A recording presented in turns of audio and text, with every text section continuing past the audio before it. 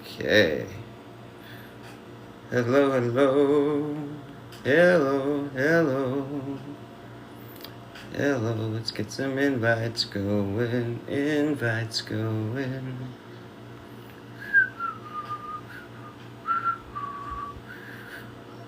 Okay. Good evening, everybody. I'm waiting some people come up. Wait till some people get invited. Let's see, Magda, you might want to come hang out. Sweet as honey. Let me see if Fancy wants to come hang out. Coco, Kate, and yeah, we got a bunch of people here, don't we? All right, let me get these invites out, guys. Let's see if Grace wants to come hang out. Occasion Jen, Lauren Cherie. Okay, how's everybody doing this evening so far? All right. We got a few people in here so far. Let's see if we can get free Ken Uker to come on in. Had a good conversation with her the other night, even though it's posing as a him. Okay, hello everybody. Did everybody catch? All right, let's see who's in here. Okay, there's some people in here. Did everybody catch Ryan's live? Did everybody watch Ryan's live? Be honest. All right, try staying awake for it. Tried. See, I don't know, guys. It's like I've always gone to bat for Ryan, and most of you guys have known that, so, more so than Ken. But I've always scrutinized both those guys, like to the max when it comes to like, why would you even want to be with somebody like Gypsy Rose in the first place? Why would you write her? Why would you even be interested in connecting with somebody that has that? Hello. Nice to see you, Janice. But yeah, why would anybody, or Jamie, I'm sorry, why would anybody like to connect with somebody with that violent crime on the record anyway? It's like, I don't know. In a way, it's kind of like going into a bar and say, point me to your biggest alcoholic and I want to take them home and marry them. If I had to put an analogy to it, you know, it's just like you're already picking somebody in society that's been, you know, marked as extremely troubled, if not most troubled. It's like, sure, I want that. I'm going to connect with that and go, you know, put a ring on it. I just can't find the logic in that at all. And, you know, I think even Ryan admitted himself. Again, guys, male's perspective, that's not changed. I think it's, there's got to be some factors to it. I know with Ryan, it's a little bit different because, wait, Gypsy's live now? See, you know why I don't care to watch these live is because I already know I have a whole bunch of content creator friends that are going to grab the best of those lives, so I don't have to watch them, and then they're going to put the you know, if any tea spills out, they're going to put them up on their pages, and then I could just kind of go grab them. I did that recently, actually. Like, when I was reacting to Ryan's previous live, I was using Tiffany from Conspiracy's excerpts. She picked out all the best stuff from that live, and, you know, stuff that because trust me, I actually did my homework. I compared her excerpts and watched his entire live to see if she missed anything, and she didn't miss a beat. So I was just like, all right, you know what I mean? I don't know how that. Okay, she's one of my favorite content creators because that woman, for somehow, is able to not only get information extremely quickly, but can get high quality videos of those excerpts done very quickly as well. It's just like, I want your secrets. It's just like, do you like pause time and then like the earth stops spinning while you work on this? I don't know, man. She's a powerhouse. I give her mad props for that. You know what I mean? Yeah, definitely. So it's like, you know, between her and, you know, it's like if I want like the more tabloid version, I'll go to Nina for that. But I mostly just want it, you know, without any commentary over it. That's what Tiffany delivers. You know, she'll put some commentary on things, but most of the time she delivers it raw, and you could draw your own conclusions to it. That's the kind of things that I like to see. That's like kind of like Walter Cronkite back in the day, you know, when he actually used to deliver the news unbiased.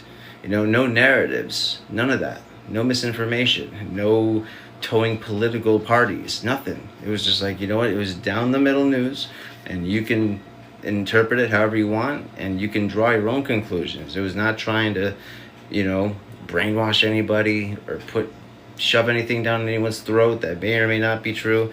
They let you take a look at the information yourself. And, you get to decide. Gypsy was in Ryan's live. Grace, really? She's probably in all of his lives, if not her own profile. She's either got her own people there. She's probably got Bree Bro and a whole bunch of the other ones.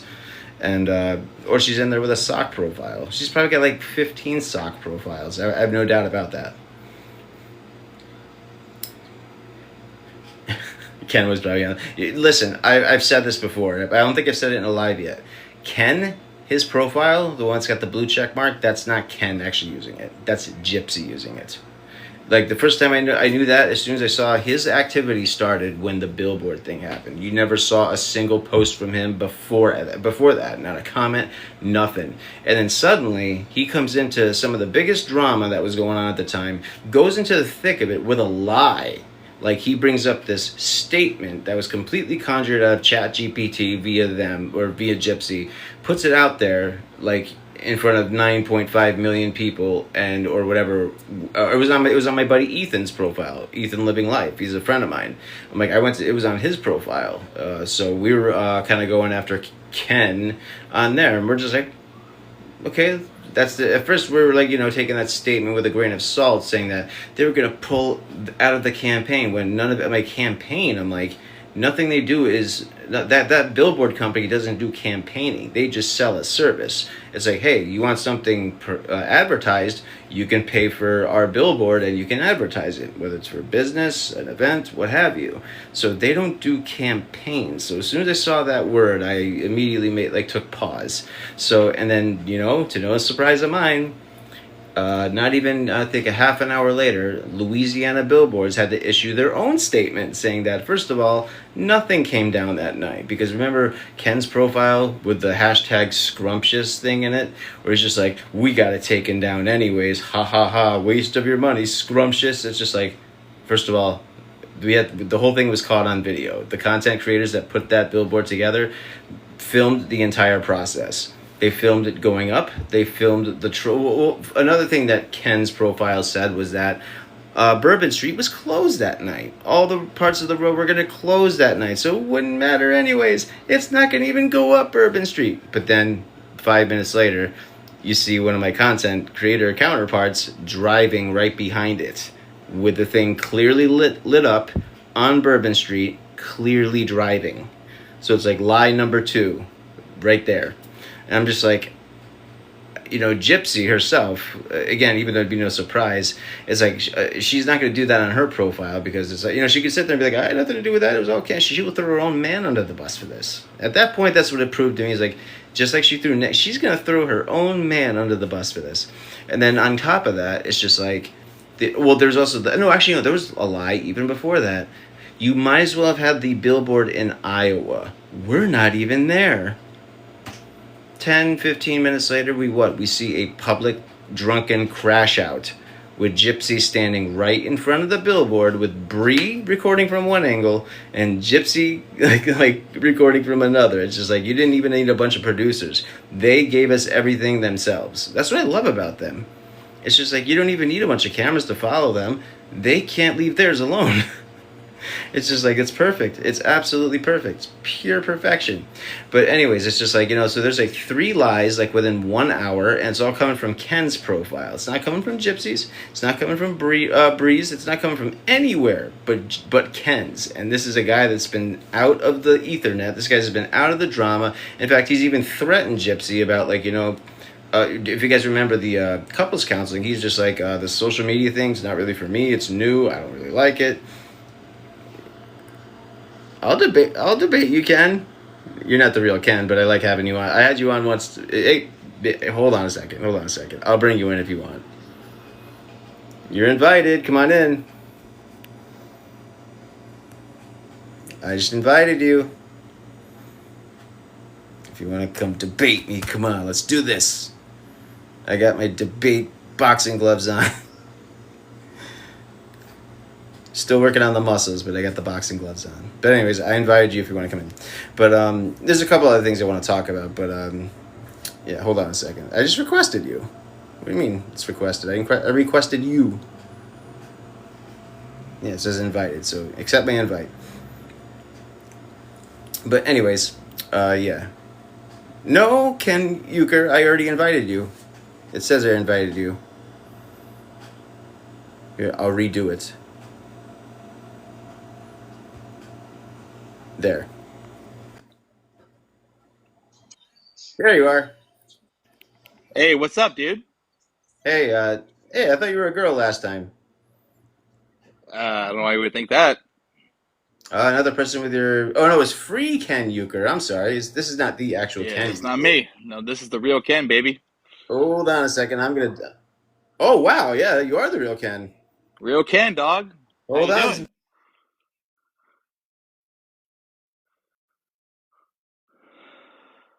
I just checked your blue check mark. Can someone from this live screen capture this because I can't do it myself? Is it okay if we do that? I mean, it's gonna happen regardless of what I say or not. So go ahead. No, no, no, no. It's okay. No, I appreciate that. Like, first of all, like, okay. Now, I would love to hear your side of the story. I had no idea you were gonna watch me Okay. live. No, no, no. Okay. I mean, I honestly just scrolled past it, and I see this allegation being made a lot that I created a fake statement. So I want to hear your point of Okay. view as to It's how not. why that Okay. statement was fake. Okay, no problem. The statement that was put out from your profile was a black one that said that they had pulled from a campaign that they said they were going to take down the sign, the billboard sign that had to, the one that they had with Gypsy. Correct. And so basically, but then 10, 15 minutes later, I forget exactly how much later it was, that basically what happened was they had to issue their own statement saying that it was not coming down and that their Okay. Well, platform is for freedom of uh, speech. They don't endorse or not endorse what's put on there, and that this whole thing of them pulling the campaign was untrue. And then also one more thing, Ken, is that from your profile, whether I'm not sure if you wrote it, I always thought it was your girl that wrote it. That said it might as well have been in Iowa, but then 10 minutes later she's standing in front of the thing. I mean, that just kind of looks ridiculous. I mean, she was all right. there. Okay, so is it my turn now? You go right Okay, ahead. so You have so the first floor. of all, that statement was not fake, and if you actually have done your actual independent research, you would see that the full statement that I cropped out the phone number from, the phone number that sent that statement in a text was the Louisiana Billboard Company's official phone number in the full message. Have you seen that? No, but the part that I did see was that they said they're withdrawing from the campaign. But what I understand about this company is they don't do campaigns; they simply sell a service, and they're a free speech Okay, service. but what I'm asking you is the message that I put out that was from the Louisiana Billboard Company that I cropped out the phone number from. Have you seen the full message where the phone number was not cropped out that was put out from different like reporting TikTok profiles? Have you seen that? Yes or no? I Okay. Give me that one more time. Okay. Just So reiterate when that one I more time, so I'm understanding okay, this so correct. when I posted the statement that night, Correct. okay, I cropped out the phone number from which that message was texted from. It was a text message response. Okay. Okay, So I that wasn't cropped you. out the number because, doxing rules, TOS rules. I didn't want to put the phone number in because I didn't want to get in trouble for it. So I I see. cropped out the phone number that the statement was texted from. However, other TikTok profiles that, base themselves in reporting put out the full statement days later with the message with the phone number not cropped out. And if you look into that phone number, that is the Louisiana Billboard Company's actual phone number. So that message was not created by me. I did not fake that Okay. statement. That Okay. was a real statement that was messaged the night of the billboard. Now, however, the next day when they put out a different statement, it seems they changed their tune. Okay, and that's fine. They Okay. can do that, Fair but enough. that does not mean that the statement that I put out was created by me, that I faked it, that I forged it. It was a 100% real Okay. statement that was texted from the Louisiana Billboard Company. Okay, so I never forged anything. I didn't lie about Okay. it. I Okay. don't lie on my Fair. platform. I like You everything you're know. telling me so far. I like everything you're telling me so far. I've always wanted to hear your side of the story. I mean, I know you have like the whole non-disclosure. I get all that, man. Because I worked in the media for a long time. First of all, really quickly, and if anyone's wondering, this is the real Ken Uker. He's got a blue check mark on this profile. So if anyone in the comments is trying to question this, This is the real Ken, and I actually really appreciate you coming to talk to me. You know, man to man. Listen, I'm not gonna come on here and like attack you. Obviously, I know No, that of you course don't not. like me. You don't like my No, I girlfriend. You don't don't like like. or dislike you, It, Ken. It's got nothing listen, to do with that. okay, I Gypsy is a understand that, person but my I have a point is, problem I'm with. not coming in here to disrespect you or your opinion or your platform. No, and You I know, don't want to do that to you everybody. either. But this is what I'm spectating. This is my impression. If you come in here and clarify some things for me, I could very well change my mind. Okay, And that's why I'm and glad you're fair enough, here. fair enough. I'm talking to you man to man, not creator to. You know, I'm not. I No don't know. I problem. don't No, call no, myself a absolutely. This creator. is man to man. I absolutely agree. Okay, so that's the first allegation is that I faked the statement, which is just 100% not true. That was a real statement that was texted from the Louisiana Billboard Okay. Company. I And exonerate if you you want from me to that. send it to you, if you would like me to send, like, you know, privately message you the full statement where I didn't crop out the number, you can look at that number and you can decide for yourself whether or not I photoshopped it, which I 100% did not. I Honestly, don't I don't think even know it's. how to do that.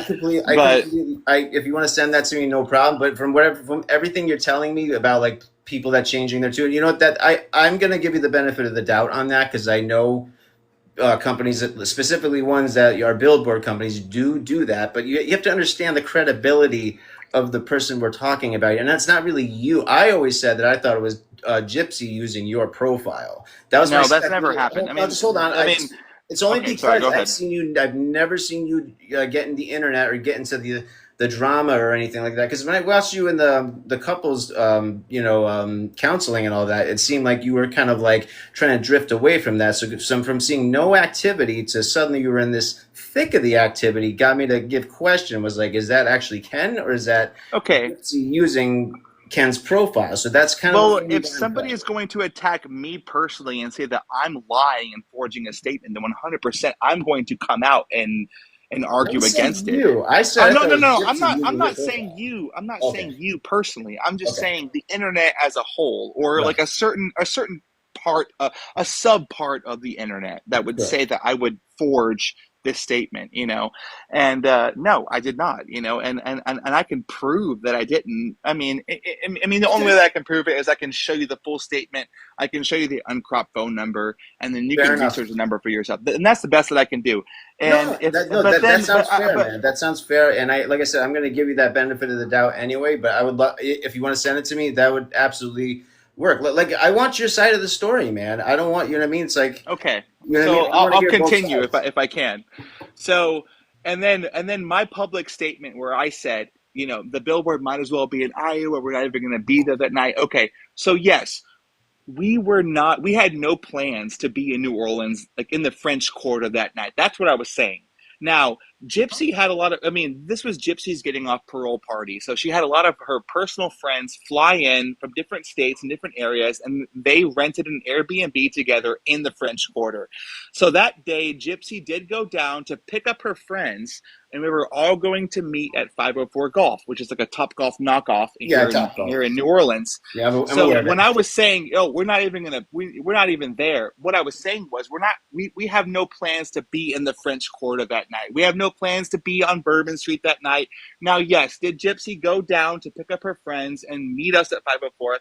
That did happen, and Okay. during that time, she did see the billboard, and she did go live in front of it. But Yes. what I was saying was that we're not going to be in the French Quarter that night. We're not bar hopping. We're not going to different restaurants. We're not gift shopping. We're not going to be in that area for the overall, you know, like the plan of the night. Our plan was to go to 504 Golf. So that was not a lie when I said we're not going to be there. I mean, yes, like I said, she went to go pick up her friends, and while she was there, we went live from the billboard, you know, and that happened all within a 5-10 minute time frame. However, we were not going to be in that area for the night. So again, that wasn't me lying. That was me telling y'all that you know, the billboard might as well be in anywhere. I mean, I just said Iowa, it could have been Detroit. It doesn't Right. matter. The point is we're not I going to be understand in your that point. area. I understood your Okay. point. Yes. So that's what I was saying. Okay. And It just happened. yeah. Okay. And I understand that. Okay, so so basically, you had no plans to go down there, but it just kind of circumstantially ended up down there, maybe out of curiosity, or just kind of did a detour, just kind of Well, spontaneous. just her going to pick up her friends to meet us at 504 Golf. That was the reality of the situation. Okay, that's fair enough.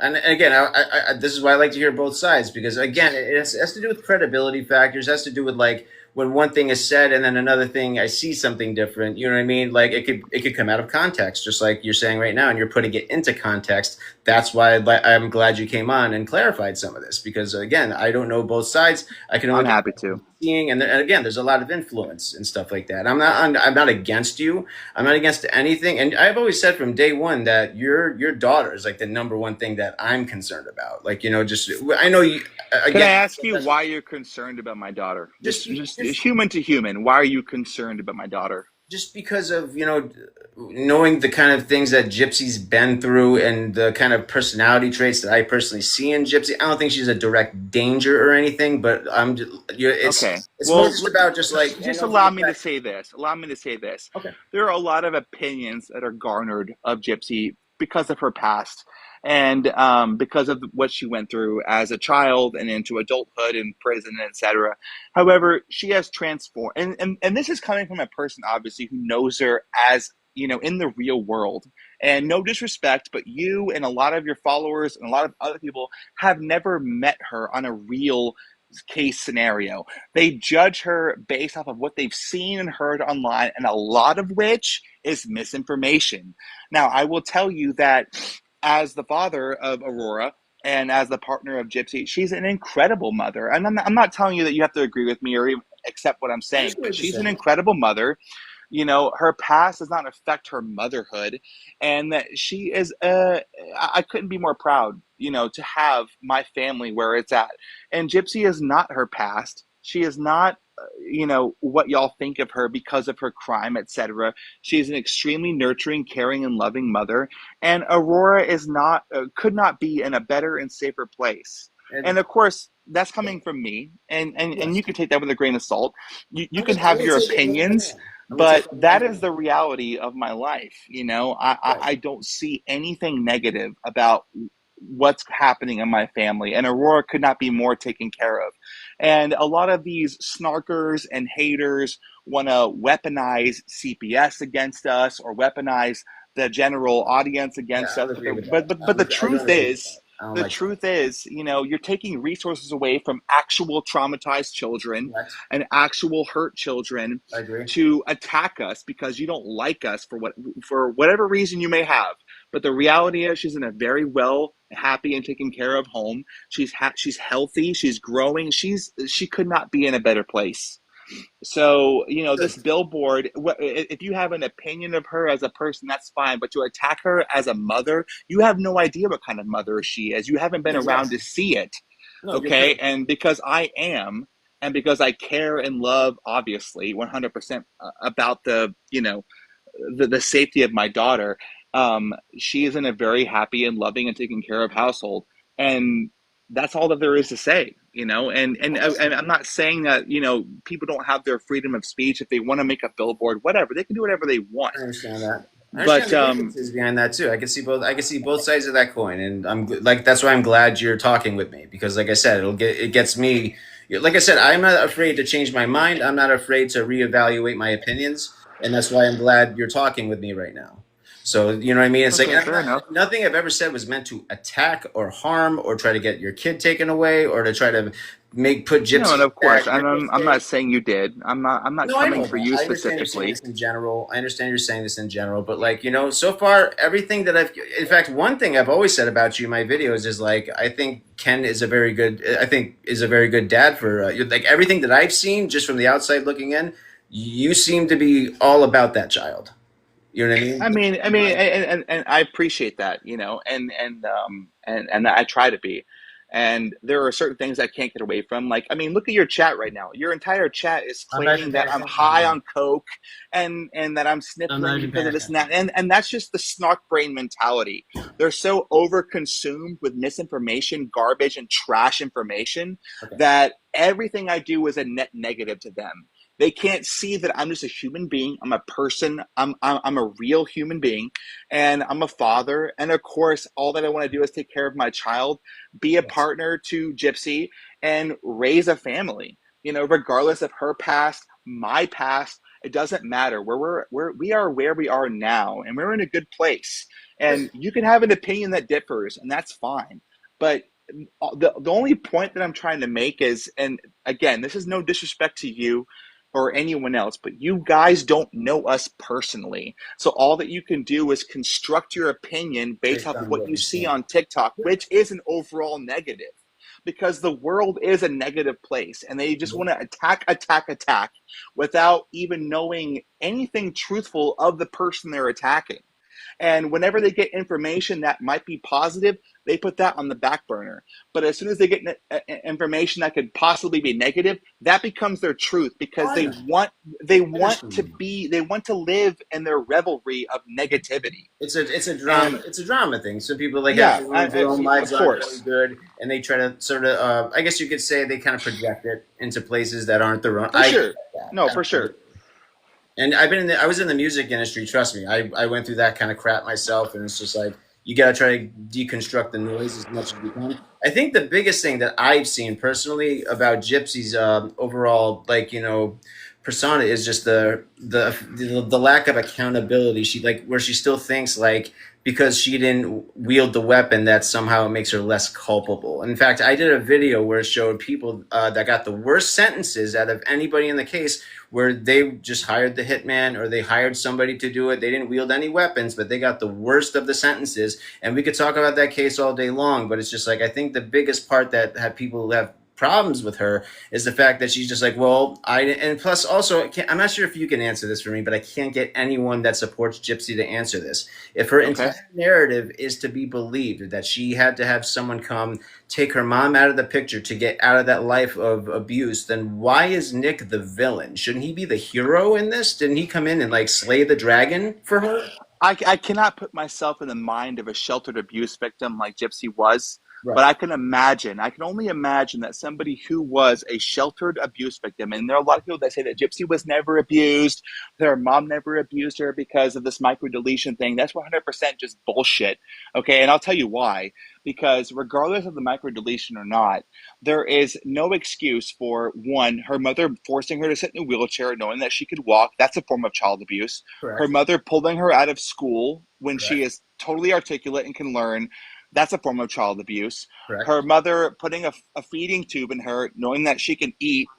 That's a Correct. form of child abuse. So those are all forms of child abuse that were Yeah. enacted by her mother, regardless. And people want to blame her and say that, oh, she was culpable. She was with her mother. She was raised and groomed by her mother to be that I person. believe So that. This is about Nick. to look at her and say she was a 22-year-old, she should have known better. Her 22-year-old version is not the same as anybody else's 22-year-old version when she was raised, manipulated, and conned to be a groomed child under her mother's care. Her 22-year-old version is not the same as mine or yours or anybody else who lived what you would call a quote unquote normal life, going to school, having friends, etc., growing up as a person in what we call regular society. That was not her version of 22. So I believe that in her mind frame at that time, she thought that that was her only way out. No, Now, that's not the part I'm asking you about. I'm talking about okay, Nicholas John. Is shouldn't he be the he? I said I believe. Let's say I believe everything you're telling me. That's the only way out.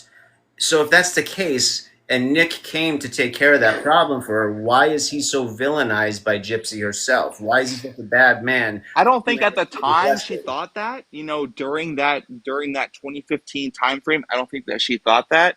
The Dr. Phil But interview, she specifically said that she well, that wished was that he years was going to later. law That was school and years she later. couldn't stand him You and know, this and that. It's like, why does she hate him so? Why does she hate him so badly? If that entire narrative is true, he came and sacrificed his well being, his freedom, and he's in jail forever, basically to help take care of that situation. Even though, in my opinion, she could have just walked out the door. We can debate that all day. I don't want to, but I'm just saying, like, why is he so villainized? If everything that you said, and I believe it all, was true, why is Nick not the hero?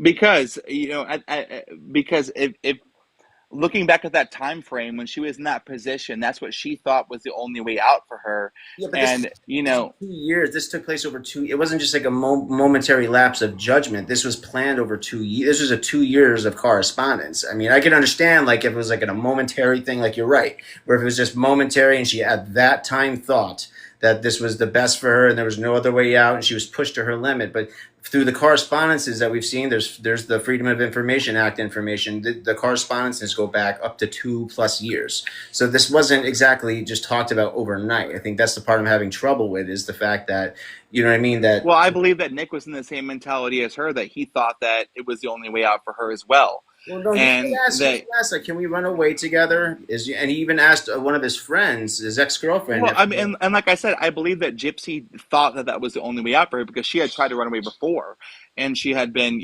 pulled back into the realm of the insanity that she was in. So I think that after all those things have happened, that she thought that the only way out was for her mother, was for that to happen. So it's unfortunate that Nick, agreed to it, but I think it was, like I said before, a tornado meets a volcano. It was a horrible situation. It shouldn't have happened. I don't think that anyone is the hero here or the villain, but I think that it was a horrible situation and a tragedy that happened. I But agree. unfortunately, Nick did agree to do what he did, and he did what he did, and that's where we're at now. And but And can Gypsy be angry with him for doing what she asked? That's the part I'm getting. That's the part I'm really having trouble with. Is the part that like you know what I mean? She didn't ask him just once. It wasn't like this was a one time. There was a lot of emotions involved. There was a lot of pushing and pulling emotionally involved. There was a lot of it can only happen this way or we can't be together. There and keep in mind he was developmentally disabled. You know what I mean? That's the only part I'm having trouble with is the fact that he did try suggesting other methods to get out of that situation. And I'm not saying Dee Dee didn't do bad things to her and well, that I she was wish in I love with wish this. that he I would have told agree. her to call the cops. I wish that he would have thought of any other scenario to get out of it, but instead he Well, no, went he along asked. with He the asked. He asked desperate. Gypsy, let's just run away, and she told him no. It's Well, in the because she text. had tried running away before and it didn't work out for Well, her. but it's not like Dee Dee was in the throes of diabetes. She was almost bedbound at that time. She wasn't going to come running after a cab and stop them. Well, she had done it Hopped in the before. cab with That's the Nick and point. left. I mean, I'm not trying to have like an argument about the case I'm or not anything trying to have an like argument that. either. I'm trying to listen. I'm trying to understand from my perspective as well. I can't put myself in the mind frame of Gypsy during that victimized, frame of mind that she Right, was in I at that understand. time. And I can't put myself in the mind frame of Nick and what he thought was the right or wrong thing to do at the time. All that I know is that Gypsy was desperate to get out of the situation that she was in, and Nick was willing to go along with it. And it was an unfortunate situation that happened. That's why we are where we are today. Right. And had it been me, had it been anyone else, I would have said absolutely not. Let's figure out a different way to do this. Let's go to the police, let's go to whatever, let's figure this out. But unfortunately, Nick went along with the crime, and that's why we are where we are today. 10 years ago, but you know, Do you think he deserves to be in prison the rest of his life? Do you think like Gypsy got a break? Do you think he deserved one too? I can't speak on what Nick's sentence should be. But at the Okay. end of the day, if somebody, regardless of what their rhyme or reason is able to enact a crime like he did, it's hard for me to speculate what his sentence should have been. He's And the I first understand that one. Gypsy asked him to do it, but there's Right. difference between asking and physically carrying out the I mean, process. but And if she you're was able in to the. physically carry I out had that the legal. process, then there is something within you, and there are text messages, there is evidence of him saying how he wanted to do it, how he was excited to do it, and etc. It is what it There was is. role playing and stuff like that too between the both of them. You know what I mean? Like I Sure, I mean, remember but that was at the end of the real. day, I all get that we can do, meaning you, me, and everybody else, is speculate. it. But Right. the reality is what happened, and he did what he did. So, and that's where we are now. And all that I can say is Gypsy served her time. She had lived a life of abuse and sheltered from age 1 till she went to prison, and then she went to prison for 8 years, and now she's finally able to live her life on her own terms. And is she going to make mistakes? Absolutely. Is she going to learn from them? Absolutely. Things that I learned in my adulthood at age 18 through 22, she's learning now at 32. Right. And that's just the situation that we're in. But all that I can do is say, you are where you are now. We are here. We have a family now, and all that we can do is look forward, and we can raise Aurora on the best in the best way that we can, and give her a happy family, and that's what we have been doing. So Yeah. if people want to attack her and make Billboard, I whatever want they no. want to do, Again, people I've have people always said have I their want the right to best for do you so. guys. I want the best for the child. I want the best for you, and I don't want anything bad to happen to Gypsy. I don't.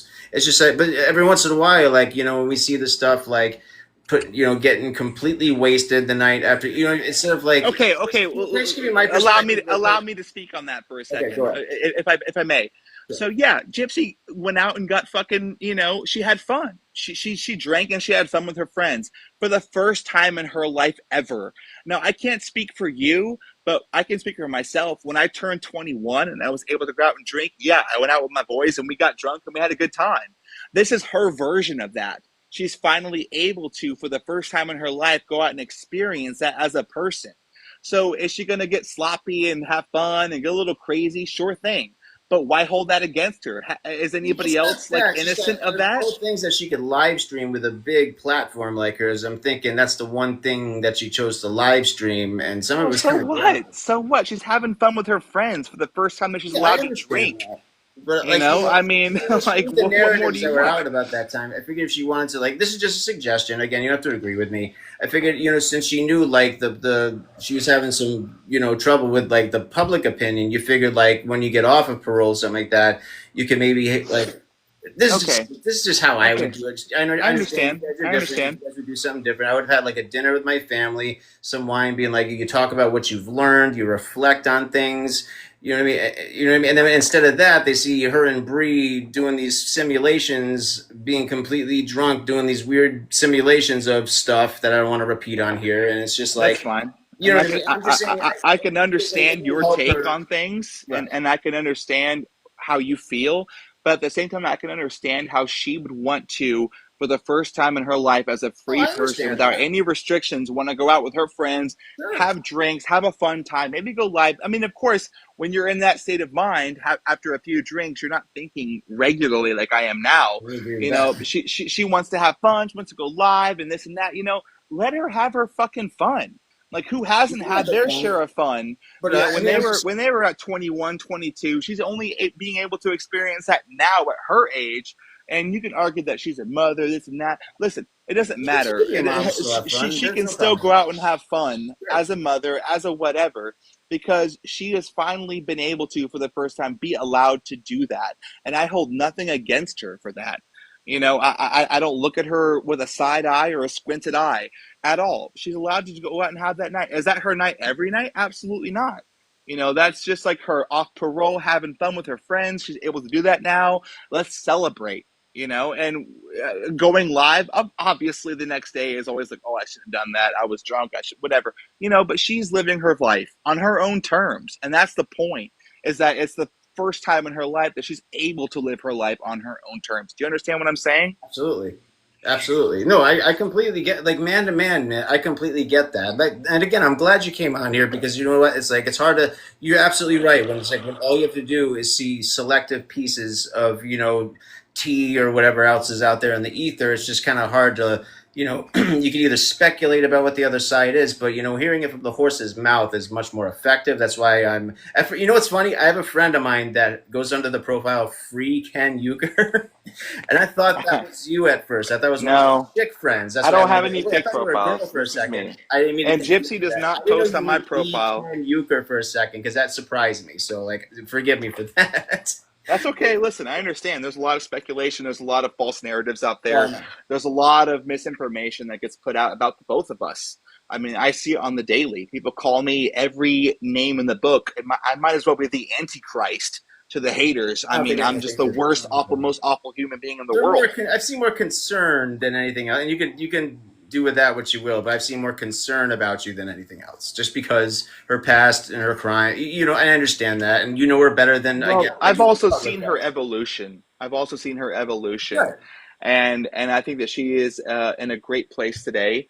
She's surrounded by a lot of good people. She's got great friends, great family. She's got a great web around her of support, and guidance to push her in the right direction.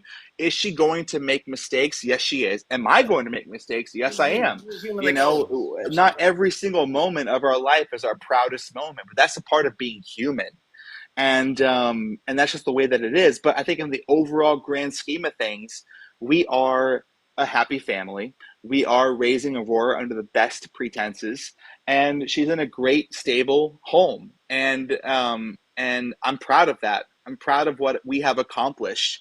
And I'm proud of the direction that we've gone in. And of course, we have our faults and we have our moments where we fuck up and we probably say things we shouldn't, and we go live when we shouldn't, and we say, whatever, and that's just all a part of being human. And that obviously open ourselves up to judgment with her following, with her 9.5 million followers, etc. And that's the way that it's going to be throughout eternity. This is always going to be an interest in how she's doing. But behind the scenes, behind the closed doors, behind the cameras, I will say that I'm proud of where we are and I'm proud of where we're going. And I think that we're doing okay. And we dodge bullets on the daily. People attack us and call us names and want to try and go after us for these insane and ludicrous things, and we just have to deal with it. We have to. I'm not going to come on TikTok or Instagram or whatever every day and try and debunk every single rumor, because I would just be going blue in the face, because there's a new rumor every day, every week. And that's the way that it is. And listen, I know that you have your opinions and your audience has their opinions, and I'm not going to disrespect you or call you names or say, this and that about you as a person.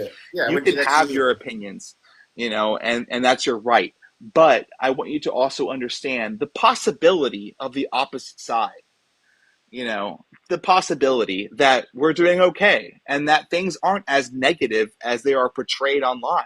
And that's what I hope for. That's all. That's obviously, I don't hope for anything bad for you, Gypsy, or the baby. I hope for all good things. I hope everything is turning around for her. I hope the family's doing well. There's nothing that I would ever wish negatively on you guys. You know what I mean? But again, like when you see pieces of information that either might concern you or might, keep in mind, like, you're only getting that one side of it, and then you give your opinion on that side.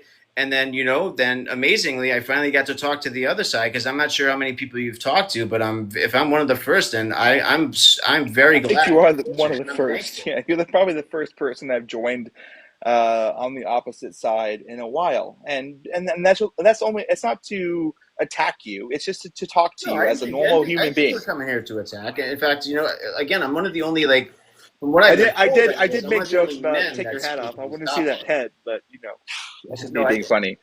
Yeah. Let's see it though. Let's see it. Come on, take that hat off real quick. Take the hat off. People say I look like you. I just did a buzz cut. Hey, it looks good. It looks good. Yeah, I just did well, it's a summer. Dude, we're 95 degrees plus we have a whole bunch of heat. We have a smog in the city, because I'm from New York City.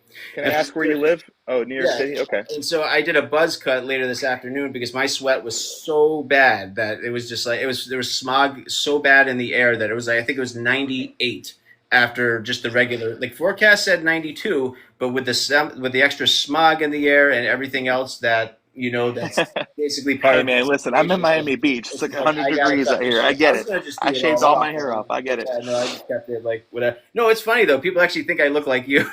Some people are just I don't think so, but I don't think so either. But some people say so. I'm just people say I look like Rod too, and I don't see the resemblance whatsoever. So it's whatever. I can see a little bit of Rod, but then what do you think about Ryan and Dee Dee? Because I've seen that one.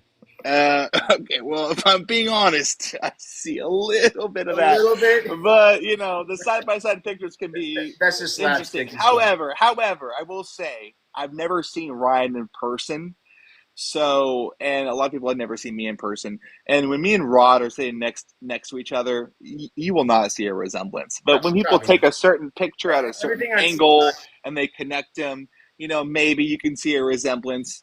And I'm not going to say that Ryan looks like Dee Dee, but obviously if you put certain pictures together, it's a little interesting, just like me and Rod. But I'm not going to say definitively, yes or no. But anyway, moving on from that. That's just fun talk. I've seen stuff. I mean, that's just slapsticky stuff. I've seen all kinds of stuff like that. And back in the day, I used to have like long emo hair. I used to be in bands and stuff like that. So it's just I've gotten I've Oh, changed my dude, same here. I mean, New York if you City. saw a It wouldn't be picture, the if you saw a choice. pic, I mean, I don't know how old you are, but I'm 32. I'm 41. So, okay, you're 41. Okay, Yeah. well, you look a lot younger. But anyway, I look a lot older than I am.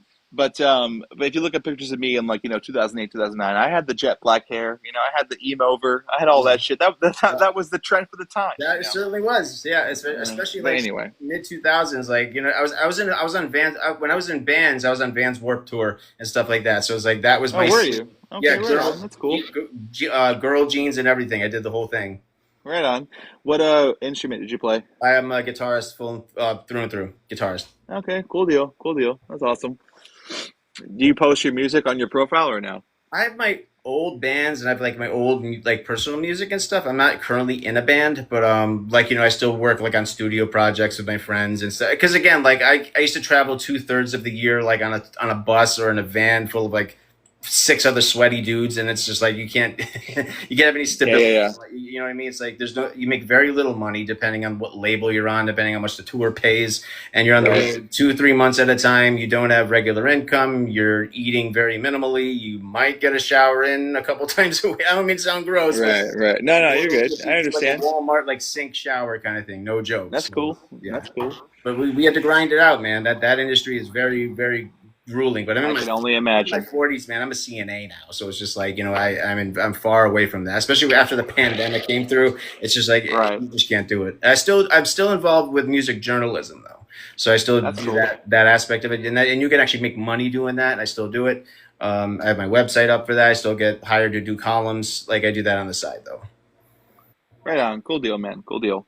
Now, really quick Well, question. Do you want to? yeah, There's other please. people that want to ask questions, or do you want to take any questions, or did you just? Go ahead. All right, hold on. Let me invite some. Let me accept some people in. This I'm is my sure they're buddy. all the normal. Well, No, no. This I know you the people know, that I'm. This is Ethan. He's one of my friends. He actually addressed the Billboard. I'll invite him first. Ethan, wait, you're is on. this? Oh, this is that Ethan, the guy that I commented on. Okay, Yeah, go yeah. ahead. Go ahead, Ethan. You're on. Ethan, Hey, I'm here. hey bud, you're on with me and Ken. I was just sent this live because I heard y'all were talking about the billboard. Mm-hmm. Yes, that's kind of where it started. And so what was said about it?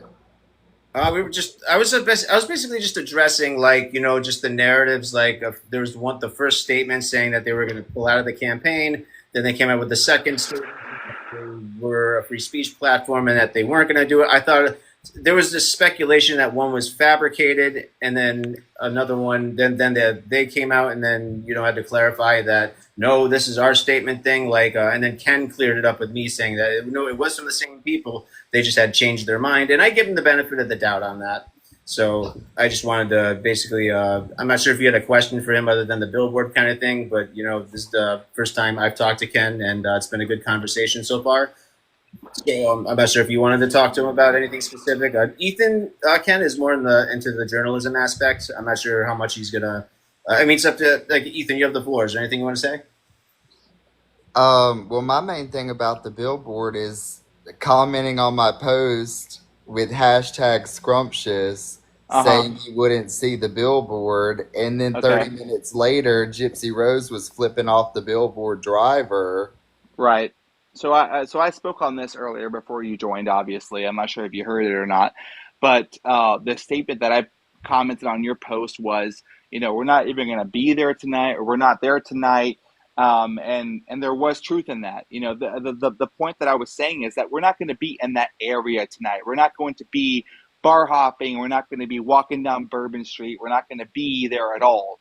Now Gypsy had a lot of friends fly in for her getting off parole party, and they rented an Airbnb in the French Quarter. So she went down there to go pick them up, to travel with them to 504 Golf, which is a knockoff Top Golf here in New Orleans, that we were going to be at that night. So while she was there picking up her friends, yeah, she did go live in front of the billboard, but that doesn't mean that I was bullshitting. The point that I was trying to make was that we're not going to be in that area. We're not going to be walking around the French Quarter. And when I say that the streets are going to close around that area, anybody who lives in New Orleans knows that, okay, not every single street closes. However, a lot of them do. That's why people walk down these roads. Now, so did the billboard maybe go down an intersection of Bourbon? Sure, it did. But did I make up that the streets around Bourbon closed? No, I did not. They absolutely do. And did I lie and say that we weren't going to be in that area? No, we were not going to be in that area that night. Meaning, we're not going to be hanging out, bar hopping, restaurant hopping, shopping, etc. Now, like I said, Gypsy did go down there to pick up her friends to meet us at 504 Golf, and in that time frame, she did see the billboard and go live. But that's it. Yeah, the billboard went down the cross streets of Bourbon because And Bourbon I saw closes that. at night, but the cross streets don't. Okay. But that's what the billboard did. Okay. And all that I was saying is that a lot of streets around Bourbon do close in the nighttime. And am I lying when I say that, or do they not? Not Bourbon closes, but not necessarily the other street. All the cross streets are opened And that's for the fair. most part. And I mean that's fair, and that's obvious and apparent, and the billboard did go through cross streets of Bourbon. But what I was trying to say is that we're not going to be there. We're not going to be hanging out in that area. Not to mention that a lot of the streets around Bourbon close anyway. And there was no lies in that statement. And the statement that I put out from the billboard company was not forged. I did not make that myself. I cropped out the phone number that it was texted from because I wanted to avoid TOS violations, doxing violations. However, there are other agencies like Julie with the Recap or Renee that posted the full statement that has the phone number uncropped that shows that I did not just make that up. That was texted from the company the night of the billboard. Now, the next day, they put out a new statement. Did they change their tune? It seems so, and that's fine. They have every right to do so. But to say that I forged that and made it up is just inaccurate and not true. And that's all that I'm saying. Well, in regards to going out to the French Quarter, did you see how people reacted is a response to the fact that, I mean, everybody can go out and do whatever they want to, but not everybody who has a following is getting on social media sharing them blackout drunk. Okay. Do you understand? There's some things that you protect yourself from when Well, you Ethan, have a I'll tell you presence. this, just like I told, well, I don't know your name, honestly. I know Justin. you're Justin. I told Justin this. This was the first time that Gypsy was able to go out and have a night out on her own terms. Did she get a little drunk? Did she go live while drunk with her friends? Sure thing. But there's no reason to hold that against her. This is the first time that she's able to do that. Understand? Like, she's finally free of parole. There's no more restrictions, and she was out having fun like anybody else would when they turn 21, 22, and they have these silly little nights. This was her version of that. So do I hold it against her as a person? No, I don't. She was Oh, really having quick, fun. Ken, hold on 1 second. Guys in the comments, go to Ken's profile. You will see a blue check mark next to his name. So, yes, it's the real Ken. All you have to do is click on his name. You'll see the blue check mark. Yes, it's him. It's not a fake. Just want to clear that up. Read in the comments. Sorry. That's okay. No, anybody who knows my voice will know this is the real Ken. But anyway, No, there was a Ryan impersonator out there at one point, and people legit thought this was Ryan. But I'm just saying, if I checked your profile. okay, fair enough. If Fair in enough. case anyone wants to double check, I'm just letting them know how. Appreciate it. But again, yeah, she went out, she had some drinks, she went live with her friends. Was it something to look back on the next day and go, that wasn't my proudest moment? That's fine, sure thing. I mean, I'm not going to disagree with you. But she's out having fun with her friends. Like, have any one of us not had that moment, regardless of live or not? We have. And that was her time to be fun and be free.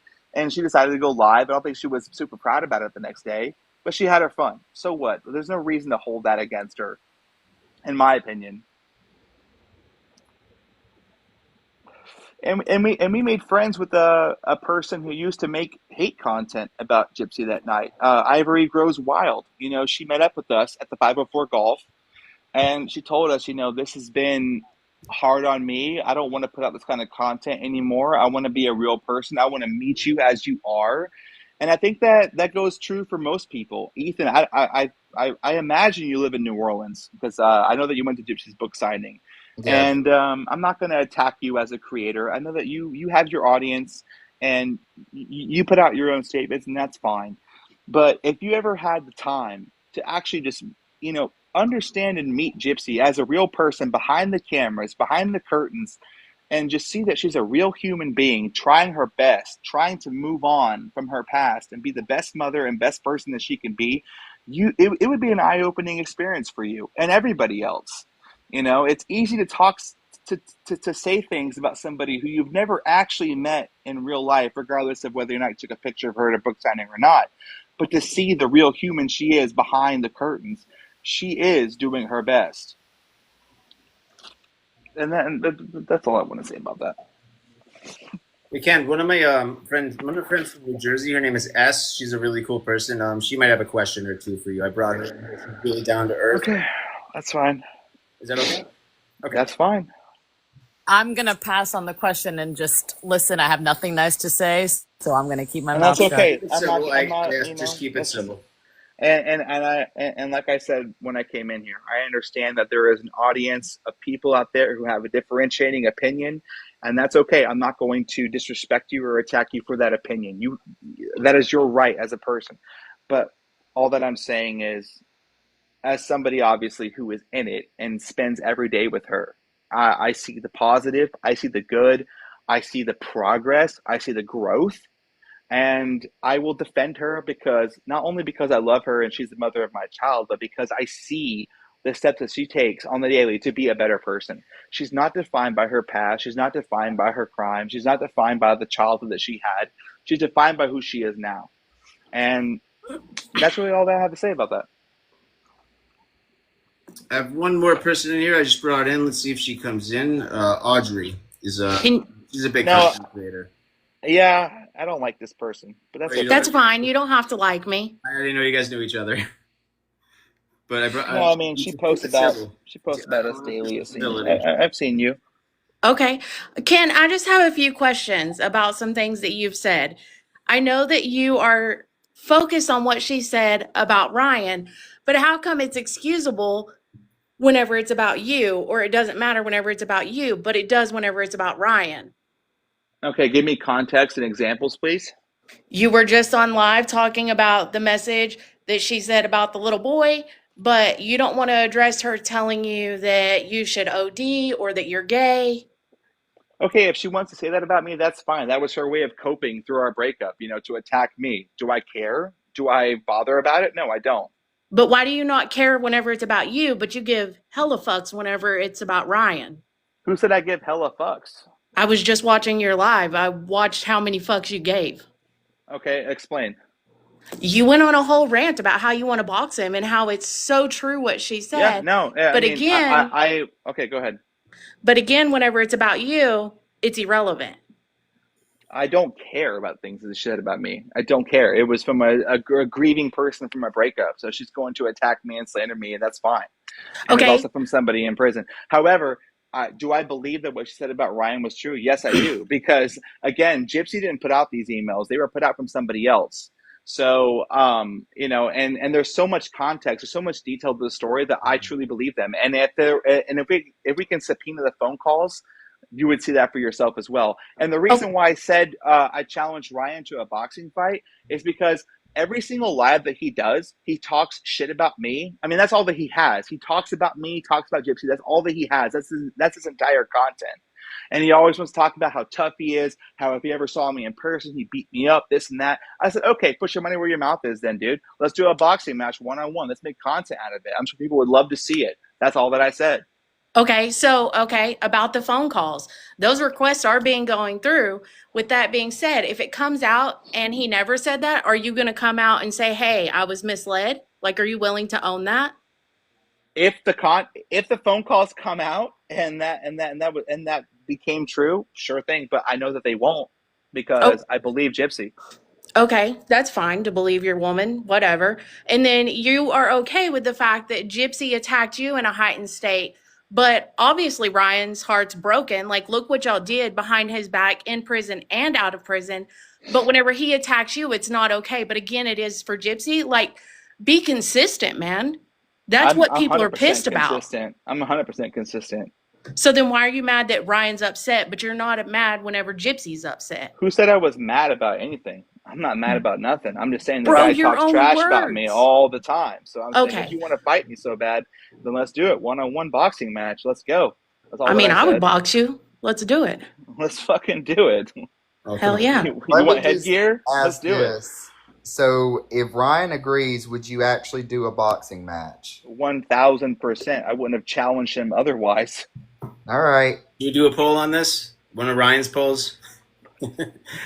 let's set it up. Blue yes, red no. Like I said, 1,000%. And that would be great content. And I'm sure a lot of people would want to see it. So let's make it happen. Okay, and then I have another question. What the F is Hershey's chocolate filling in a Pop-Tart? I feel like you need to explain that for all of us. I have no idea what the hell you're talking about. I didn't read the emails, so Well, you and her called each other Pop-Tarts, so I feel like you would know. Because it was to you. okay. And she well, said, come lick my Hershey-filled Pop-Tart.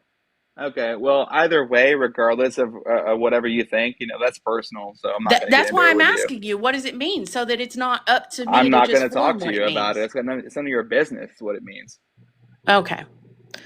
So you won't disclose anything whenever it's about you, but you will disclose everything about Ryan and then turn around and play the victim? I've literally disclosed nothing about Ryan. I'm only talking about the things that have been disclosed on his part. Okay, and that's it. Ken, really quick, do you agree with what Gypsy did disclosing Ryan's medical medication regarding the MAT medication? If I'm being honest, I don't think that was a great idea, but I have no control over that, and I'm it is asking what if it you had is. control over it. I'm asking if you agreed with it. If I'm being honest, I don't think it was no, it wasn't a good idea, and I don't support it, but Okay. that was a bickering between exes, Yeah. and sometimes when bickering exes will say things about each other, it doesn't mean that I have to support it or attack it. It's just I'm not a part of it. It's got nothing to do with me. That's between her and I him. understand that, But do I Yes. support it? No, of course not. Of course Okay. I don't. And I have no problem saying that. But well, it is what it is. Yeah, I don't agree with a lot of things that Ryan said about her either, or said about me. But do you I agree think with that, everything she's said about people? like what? Anything. Tell me Okay, tell well, me you 5 say things you everything, don't but give me examples. tell me 5 things you don't agree with. Let's go there. I'll let you tell us. I'd rather you give me examples. We can go through them. Okay, her saying you're gay. Do you agree with that? Yes or no? Obviously not, because I'm not. Okay. Her calling out that you were on drugs in her messages. Do you agree with that? Yes or no? Obviously not, because I wasn't. Okay. I think that was just her way of coping with the situation, and that was her finding her peace with why we separated. But no, I don't support that, obviously, because it wasn't true. Do you think it's a good idea that she's been given the platform that she has whenever initially she came out saying that she was going to come out and speak about Munchausen and she's done nothing with it? Well, for the entire almost the entire time that she's been out, she wasn't allowed to speak on certain things because of her parole conditions. So I will give her her time and her peace to allow herself to come to those decisions now that she's off parole, if she chooses to. Okay, but that's not a valid excuse or even correct, or else she wouldn't have sat down with Kim Kardashian and discussed it on live TV. So She let's discussed run back. prison reform. Okay. And again, she didn't talk about Munchausen in her own stuff, but she did right there with Kim. So Why are you the fuck? asking me about her? I wasn't there.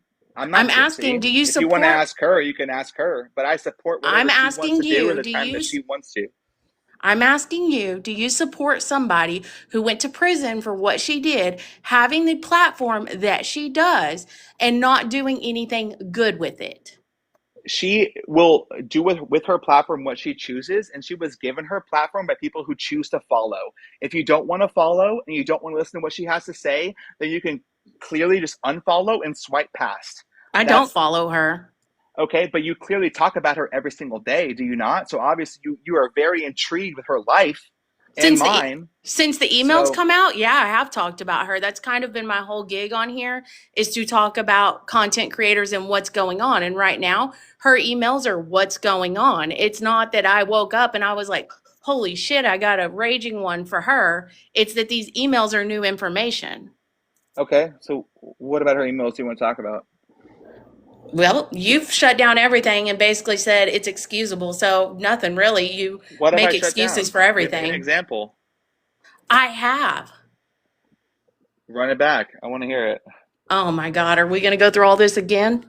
We don't have to. I'm just saying that she's where she is now, and she is allowed to speak on whatever she chooses to. She's her own person.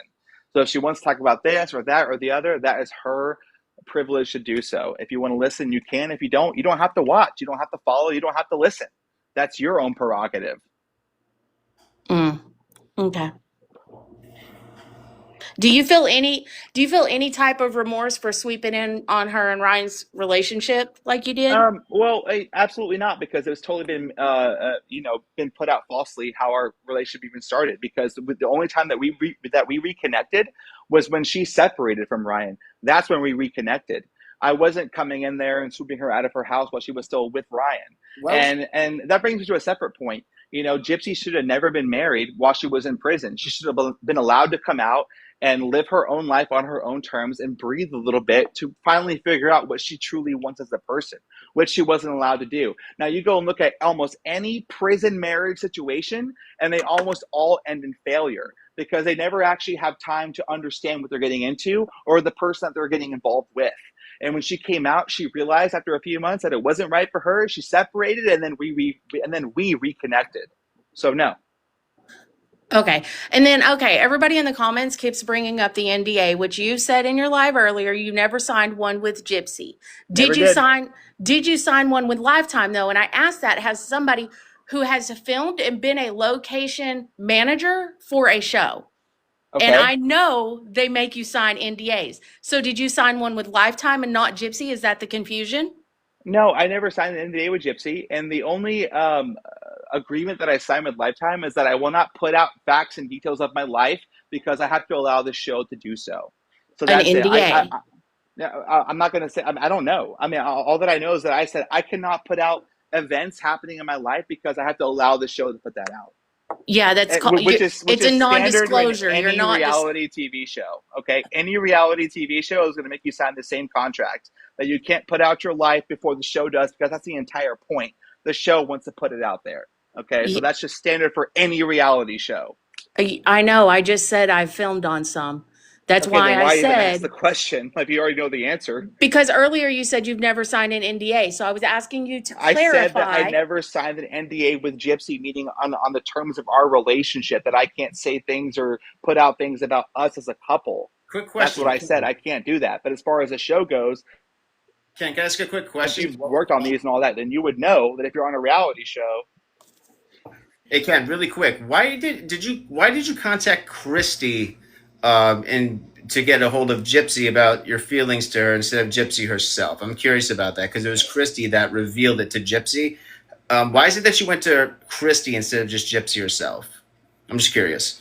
I didn't go to Christy for anything. I mean, me and Christy have retained a relationship of communication over the last several years, and there's nothing special about that. But on the show, well, I mean, of course, the show has to put out a narrative and a storyline. And they make it seem a certain way. I'm not saying that they're lying, but I'm just saying that, I talked to Christy.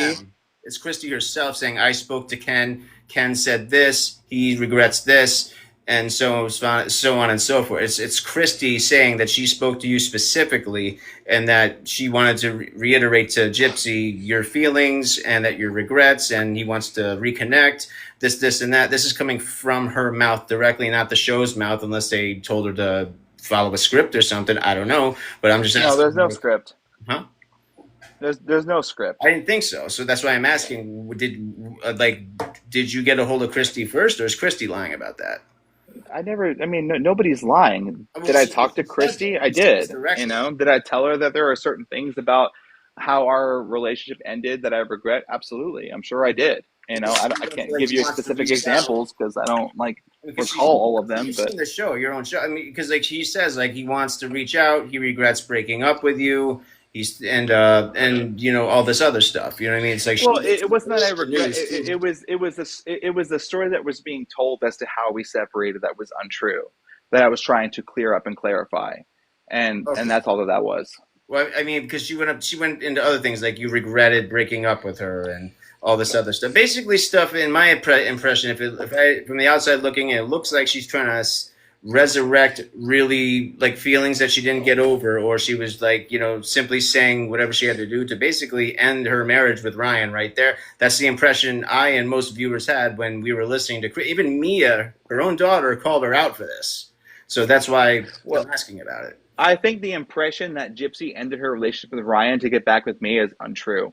Gypsy ended her relationship with Ryan because she realized, and as you'll see in the emails, that she knew that it wasn't quite right, and that it wasn't until she got out of prison and was able to spend time with him Well, in I agree with the that. That's real kind world of that she I'm not realized that asking about that. it But wasn't Jesus. meant to be.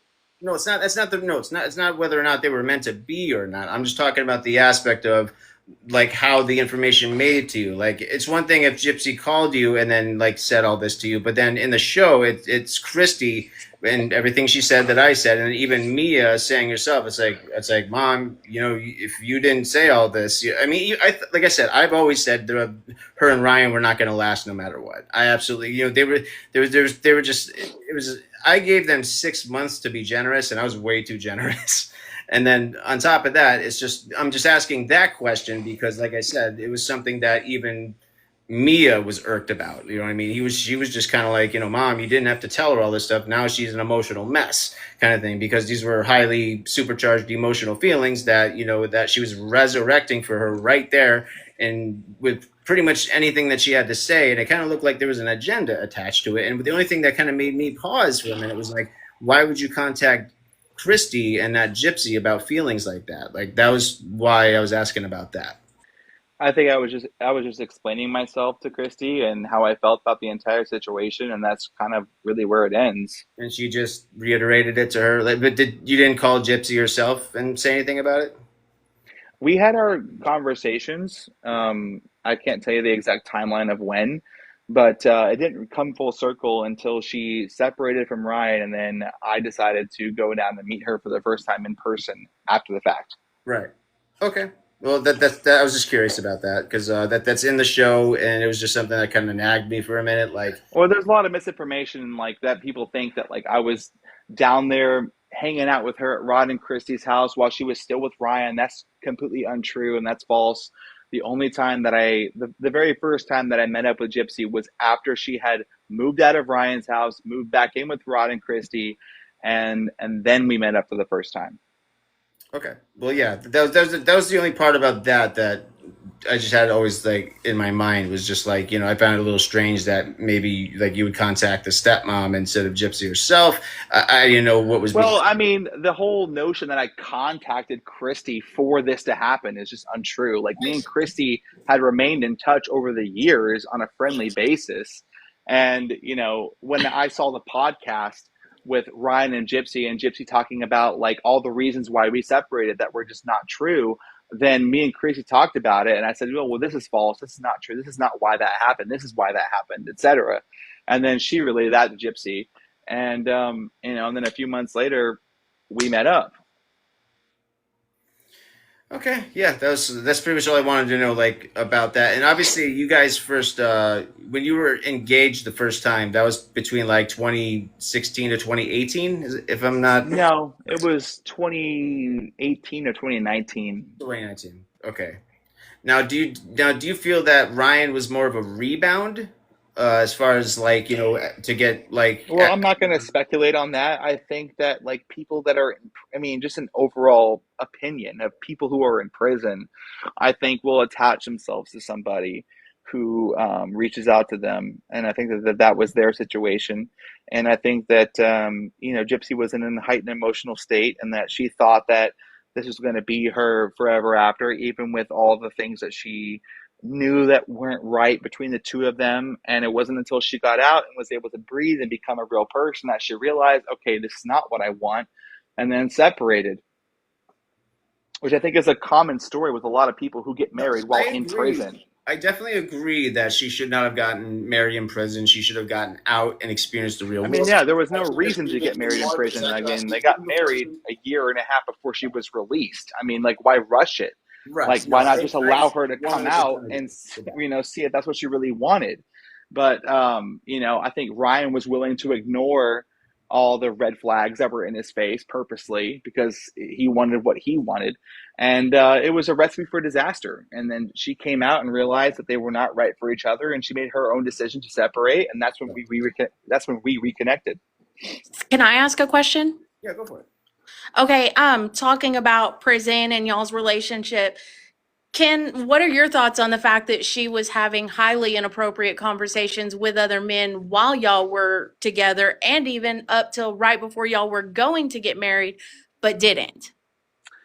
Well, I don't support it, but I also understand that, you know, when you're in prison, you need money. And I think that she was, you know, reaching out to these people and talking to them for whatever her reasons were. I don't understand. I don't know. But, you know, I think that that's just the difference between being a person out in the real world and a person in prison. But, okay, so I'm looking at a list, and there's Muscle Man, G Kumad, Brian, Brad, Batman, Robert, and she wasn't getting money from all of them. So let's reel that back and take that out of the equation. How does that make you feel? I don't care. Does it not make you a little insecure on the outside that if she can do that on the inside, what is she going to do whenever it's readily available on the outside? No, because I know her for who she is now, and know that we are a connected family, and that her entire focus is on us and our child and our family. So my securities are completely embedded with that, and I don't worry about any of that shit, because a version of her in prison versus the version of her out now is completely different. Well, let me give you some real advice. I don't like you, and that's fine. You don't like me. But as somebody that had a spouse that was in prison, if they're unfaithful in prison, they're going to be unfaithful outside of prison. Well, I know for a fact that she hasn't been, so I'm not worried about that at all. Hasn't being the key word. Right. Has not been since she's been released from prison. Right. Exactly. Okay. Well, anyways, I've got to go because I have a youngin' that gets up a little early because he has seizure medicine to take. Good chatting, even if we don't like each other. Good talk. All right. Good night. Bye.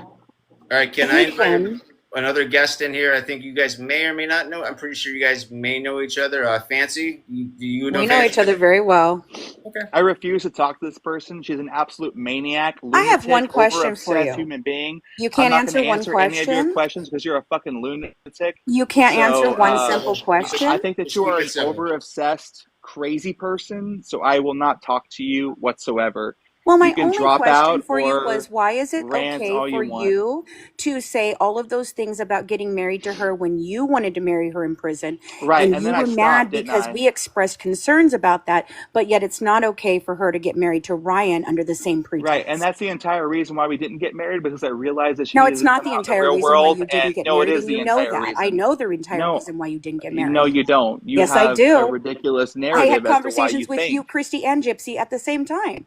So I'm pretty sure I Okay, do listen. know. You're the one that's I lying don't about think it, you know Ken. anything. You're an You're lying over-obsessed about it, lunatic. Ken. No, You're I'm not. I'm lying not as lying. usual. No, I'm You not. I'm absolutely not are. lying at all. And that's And you're the problem is condescending and rude you and fail very, to very accept narcissistic. reality Guys, because like Fancy, guys, just be civil. That's no, all. Well, I was I'm civil. not gonna I'm not gonna sit no, here and no, let him I'm not gonna scream be at me, civil with though. you because you're a lunatic, and the things you Not a have said about lunatic. me You and married my a schnurder, family dude. If are anyone is a crazy, lunatic and crazy and you up here, have it's no certainly not me. personality absent of Gypsy Rose. You Is have there been going to be any productivity over-consumed between and you gone guys? crazy. No, Well, I guess absolutely he's not. just going So to just continue to drop it berate me instead of answering the because she's a question. crazy person, and I won't talk to you. I'm not And crazy. All right, yes, you are. Yes, you are. I took Fancy out. I'm sorry. Okay, no, that's okay. Good. I That is know what one your guys' person that I will not talk to because she is a lunatic. And again, I'm not part of there's that. literally I have an extremely small list of people that I've placed in that box, but Right. Fancy is one of them. She is a lunatic, She was and I will working on not the talk to her. documentary before Lifetime. Am I correct? So she says, but nothing was ever picked up from her because nobody wants to work with her. And her content 10 years ago and from this point on will only ever be about Gypsy and this negative context and just ridiculousness. And I won't talk to her. She's crazy. Yeah, I mean, I've only gotten to know her a little bit. So I mean, like I said, I'm only new into this community a few months. You know what I mean? And I'm just one. I understand. But Listen, I'm generally an open and accepting person, and I will talk to most people, yeah. even if you're on the opposite side. But there's a very, very, very small list of people who I've seen their true character, and I've seen the things that they've said and put out about me and Gypsy and my family that are so ridiculous and disgusting that I will not entertain even the most simple conversation with. I see. And Fancy is one of those people. She's I'll just stop. Okay. Let me see. I actually invited my friend Lindsay on here. I think she might have a question. Lindsay, are you here? Lindsay? Oh my god. Hello, Lindsay. Oh my god. Did you want to have a ask? Nope. I guess she's gone. I guess not. That's okay. Fancy knows no truth. I'm talking to your chat right now. Okay, I will literally debunk every statement that she makes. And let's go ahead and just talk about the one that she just made about how, like, you know, I did talk about getting married to Gypsy while she was in prison. But Right. I eventually scaled off of that because I wanted her to be able to come out and meet me as a person and understand me as a real person in the real world before deciding to get married. And that's Does that why have we anything to called do off with our the Dr. engagement. Phil? Now, everyone says now the narrative I heard is the Dr. Phil podcast is kind of what got you to rearrange your like thought process. Is that true? Well, that's not true. No, that's not true at all because the Dr. Phil thing came out in like 2017. And we were talking about getting married a year after. But I mean, with the advice of Christy, my mother, and everybody around me, I ultimately realized, not to mention I was 24, 25 at the time. So I was still kind of growing up myself, that I realized, okay, it's not a good idea to get married right now. Let's call this off. Let's wait for you to get out and let's see where life takes us.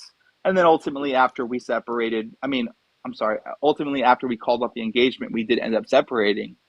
But that's the reason why we didn't get married while she was in prison, because I wanted her to come out and just breathe a little bit and see if I was the person that she wanted to marry before we actually did that.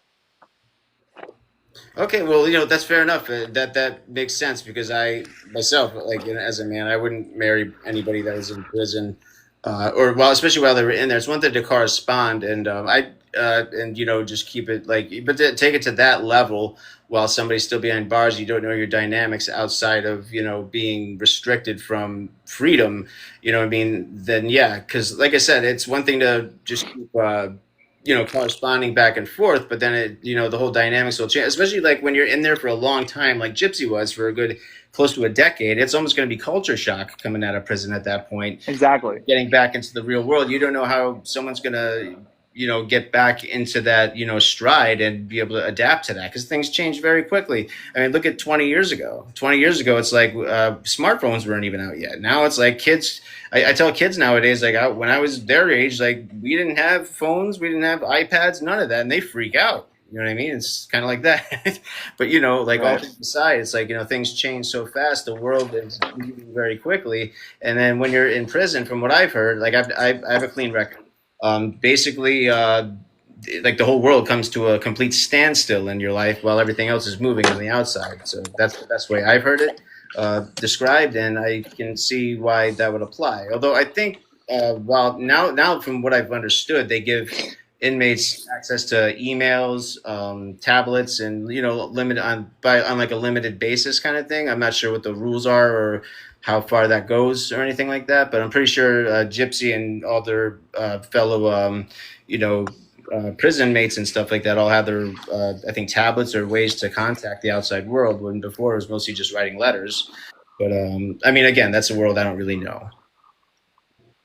Yeah, it's very different. Now, I have another question. I'm getting used to for me too. Yeah. Okay. What about the Becca Scoops videos? Have you watched any of them? I know of her. Have you watched any of her videos? I think I've seen one or two. Yeah. Okay. Now just because she was another, like, I know, like, you're not very, again, like, if you're looking to look into the other side, into like a very deep dive, I would recommend watching hers, especially her beginning type of stuff. It's probably going to be stuff that might infuriate you a little bit, but she brings a lot of receipts. She brings a lot. She's like, her narratives. Well, I think it's a very biased point of view, Oh no, I and that's understand the okay. bias, but I'm just saying. And I think even Rod Blanchard himself, I think Rod himself, I think on like a hot mic, I guess you say, sort of moment, even said, even Becca Scoops, even she has merit. I think there was something along the line, because she used it as an intro in one of her vids. That's how we said it. So if, like, just for your own curiosity, you don't have to believe any of it if you don't want to. I understand the bias. Absolutely, it's like, if I'm with somebody, I have a bias for them too. You know what I mean? I understand that completely, but if you know what I mean, if I I could don't. encourage Yeah, you, I mean, from what I saw from her, I don't agree with it. I think it's a very biased point of view. Also, I've learned things about who Becca is as a person that kind of turn me yeah, off to I go her. by more by the You know, information. Like, yeah, her the license lying number. about the being a retired nurse. In fact, she Yeah, was disbarred from being a I nurse for understand all prescription that, but fraud and it doesn't mean, like, to lying me, like, about being a somebody could. widow, etc. So, I don't necessarily watch her videos without a grain of salt, and I think that she has a biased point of view, and kind of, you know people take out certain context that they don't want to be a part of the picture, to kind of put out the narrative that they want to put out, and No, that's I true with understand that, but a lot of people's it's just cases. her earliest stuff, like the first, I would say, 3 or 4 videos she put out. I mean, she doesn't just come up with a narrative and then that's it. Like, there's receipts right next to it. There's contradictions from what's something that Gypsy said one interview versus another. Stuff about, like, how far she went in school. Like, there's a lot of side by side stuff in there that gets addressed, and I'd be curious to know if you watched them, and you know what I mean, and just to hear what you might have to say about some of those videos, because again, it's more of a deep dive. It's not out to trash her, but it's more just out, just showing things kind of at their face value. Yeah, there's a tilt and a bias to it, but then again, at the same time, but I mean, Rod Blanchard himself said it had merit. And I'm not just saying that, like, well, if Rod said so, then it must be great. No, but at the same time, it's just like, I encourage you, if if you're curious about the other side and getting a more, like, deep dive analysis on that, Becca Scoops is someone I would recommend, regardless of what you heard about Well, I'll tell you this, regardless of what people say about Gypsy and her past, I don't look at Gypsy and think about her past. I her. don't judge her on her past. I judge her for where she is now, and the person that I've been with over the last year, and the person that I've seen her evolve into, and the things that I see that she wants in her life, and the things that I've seen that she's done for our family and for our daughter. And that's what I focus on. I don't focus on the tidbits and the things of the past, what she did under the control of her mother and the abusive lifestyle that she had to live through at that time. I don't look at her like that. I don't look at Gypsy as this specimen of true crime. I look at her as a human being today, Of and I course. talk to her and I judge her on her actions today. No. And that's the way that I want to live my life, and Yes. I understand where she came from, what happened with her, and I see the person that she's become now, and that's the person that I love, that's the person that I care about, that's the person that I want to see grow and progress, and that's not all that I put my mind on. I don't look back at, like, what happened in 2008, 2009, 2010, whatever. No, I There are understand a that. lot of things that I did back then too. I mean, not that they're equivalent, but I'm just saying we all Right. have pasts. But we all grow as people, and I focus on the family that we have now, if that makes sense. No, it makes sense. One thing is, with a lot of the FOIA stuff that came out, a lot of those procedures that she got done, especially with like, there's that narrative that she had all these procedures and surgeries that got done. First of all, I can explain to you how that's not true, just being in the medical community myself, and just how hard it is to get one procedure. Uh, you know what I mean?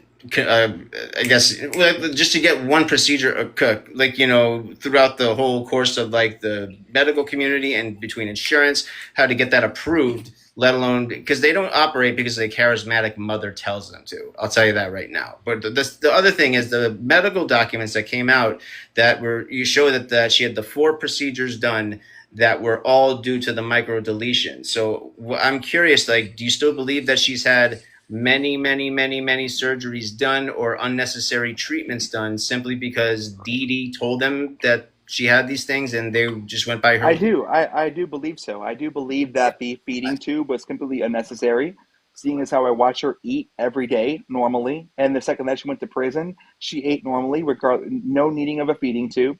I see that she didn't need to sit in a wheelchair, even though her mother forced her to. Okay, she can walk just fine. And her mother knew that she could walk just fine. That's why her mother blacked out all of her windows to make sure that nobody could see her walking in her own house. I see that her mother shaved her head to give the appearance of looking sick, even though she didn't need to look sick, I'm sorry, even though she wasn't sick. I see that her mother pulled her out of school, even though she was fully capable of learning. And she got the feeding tube put in at the age of 8, and that's absolutely unnecessary. And so I definitely see, where there may be surgeries that were done. I'm not talking about the feeding tube being like a surgery. Well, I'm giving you an example of an unnecessary procedure. Okay, and I could see how maybe something like that could form, like, based off of a false narrative or something like that the mom might give out in some way. But I mean, she said she went 20, 30, 40 different surgeries that one that was going to go near her throat. Because like she said in her book, that she was going to have one that was going to be done that was going to possibly hit her vocal cords. And that was the moment where she had to call Nick and do whatever happened, even though it showed the correspondences going way before that. And then in the book, it says, oh, no, there was this specific moment that was like, it was either her or me. You know what I mean? And it's kind of contradictory. You know what I mean? And just like, does that kind of like put a radar on you at all? It's just like on the book, she said there was a specific time, but then it shows her correspondences with Nick of talking about this way before any such procedure was done. And then it also shows that, I don't know what procedure she was talking about that she said she's had done before 20 or 30 times, but I don't know what surgery would get done. Changing the feeding tube is not a surgery or a procedure, nor is it dangerous. So if that was what she was talking about. But putting a feeding tube in a child that doesn't need one, you don't seem as a form of abuse? No, if that's true, then yes, I absolutely think it was abusive. But I'm talking about the surgeries. I don't consider a feeding tube a surgery. If it was impractical and unnecessary, yeah, that's bad. But I'm talking having a device, about 20, 30, 40 of them. Having a device medically inserted into your stomach to be fed from a bottle of formula, I see as a surgery. An unnecessary surgery that you don't need. Well, no. Well, I mean, you can even look in, if you want to look in the actual literature, a feeding tube is not a surgery. It's a procedure. It's not a surgery. Okay. Well, we're getting lost in semantics of procedures / surgeries. But the point is, she didn't need the feeding tube, right? She didn't need it, and it was an unnecessary procedure. Surgery, however you want to phrase it. What about unnecessary? It showed it in her documents that she signed her own medical paperwork for 22 months before her mother was had passed away. It showed that Gypsy herself, without her mom there, just her signature alone, was signing for her own paperwork with those doctors. Like, if this was all going on, couldn't she have told one of them or have done anything? I mean, I don't think that she fully even knew that she didn't need it. I think that she was taught by her mother that she may have needed this. Yeah, but I mean, if she knew she could eat, and there was all the stuff from her in the castle eating the mashed potatoes and all that. Like I said, I cannot put myself in the mindset of somebody who is being sheltered and abused by their guardian. I can't imagine what she was thinking at that time. But I can understand that she listens to her mother's advice and she would sign this paperwork as her own person or whatever, because she thought that because of what her mother told her that she needed this, But I can't put myself in that mind frame of what she thought was right or not, because at the time that you're talking about, she was still under the care, if you want to call it care, of her mother. Yeah. Well, one other thing, this is a little bit, I don't mean to get off topic again, but there's... I'm not giving out, I'm just reading your chat that I'm giving out all these excuses. Like, I feel like this is a very realistic way of looking at it from somebody who's not in that situation. Right. I'm not giving excuses to anybody. I can only try and understand how somebody in that position would think or feel. I personally think Dee Dee and Gypsy were both in on the cons. I have my reasons for that. You could disagree with it. That's perfectly fine. But you know what I mean? Like, throughout everything that I've looked at, I think I think that Gypsy was groomed into that situation and was taught to get into a situation like that. I think both her and Dee Dee were kind of thick as thieves when it came to this kind Well, of I thing. think that you Because kind of just Gypsy had to play explained her my part. thought point right there on your own by saying that she was groomed into it. She was guided into it by her own guardian, by the only person that Right. she knew to But love then and you take care of grow her. up and you have self awareness and Yeah, you but learn and you know again, what's going again, on. like what you are thinking about as somebody who grows up and has a self awareness as a regular person who goes through society on what we call normal terms, going to middle school, going to high school, being able to become their own person, versus somebody who is sheltered and stuck in their own house with no homeschooling, nothing, under the care of one person. You can't connect the two. They're not the same thing. So while I can sit here and say, well, when I was 22, I would have never agreed to that, of course, because I grew up in what we call a regular childhood. But Gypsy grew up under an irregular childhood, I mean, being pulled out of all social norms and she had being stuck in a she had the household under internet. one of the. No, I understand, but she had the internet, she had the cell phone, she had she was mostly on contact like through the internet kind of thing. You know, what I mean, it's hard to play two roles of being the sick girl that needed the treatments and had to play on the Okay, act. so she had access to a laptop, the internet. Does that not take her out of the household that she's still currently in? I mean, Sometimes, she's still sheltered under this household. And she tried to run away before, I got mean, caught, got pulled back. Whether or not you believe her stories that she told you or again, not, that's the part where it kind of I don't know what to believe because she herself has admitted that she's been a pathologist. She could tell a lie without a conscience. So it's you know what I mean. It's like for me, I understand you have the bias and you believe her, but it's just like for no, me, for sure, for I sure. just And I get where you're coming from too. I get your point, but I feel like what I'm saying is I can only try to understand somebody who had grown up under those pretenses, who was stuck in that household with no connection other than like going on her laptop to the outside. again, But that's not according that's to not a her, real right? connection to the real world. Unfortunately, You I know what I can't get mean? Dee Dee's side of the story, and then there's also Right. neighbors, And and and there's and also and that's just, a part of the story. We are not able to hear Dee's side of the story. one So, quick question I keep seeing in the comments, really quick, is what do you think about when Gypsy sent Ryan pictures of Aurora and also I guess glamour shots of herself? I don't really know why she did any of that. I could only think that she was trying to get Ryan to sign off on this paperwork. When we proved to him that Aurora was mine, and he decided to ignore that proof. His thought process was, well, my blood wasn't taken, therefore I can't believe that paternity test, the first one that we did, where my DNA was taken, and Aurora came back 99.9% mine. He was still ignoring that. So I think that Gypsy was trying to show him this is a real child. This is our child. We need you to just come to your senses and stop fighting this and just sign off that we are the parents and get off this birth certificate. And just trying to relate to him on a humanity side that this is a real child that we're dragging through the mud.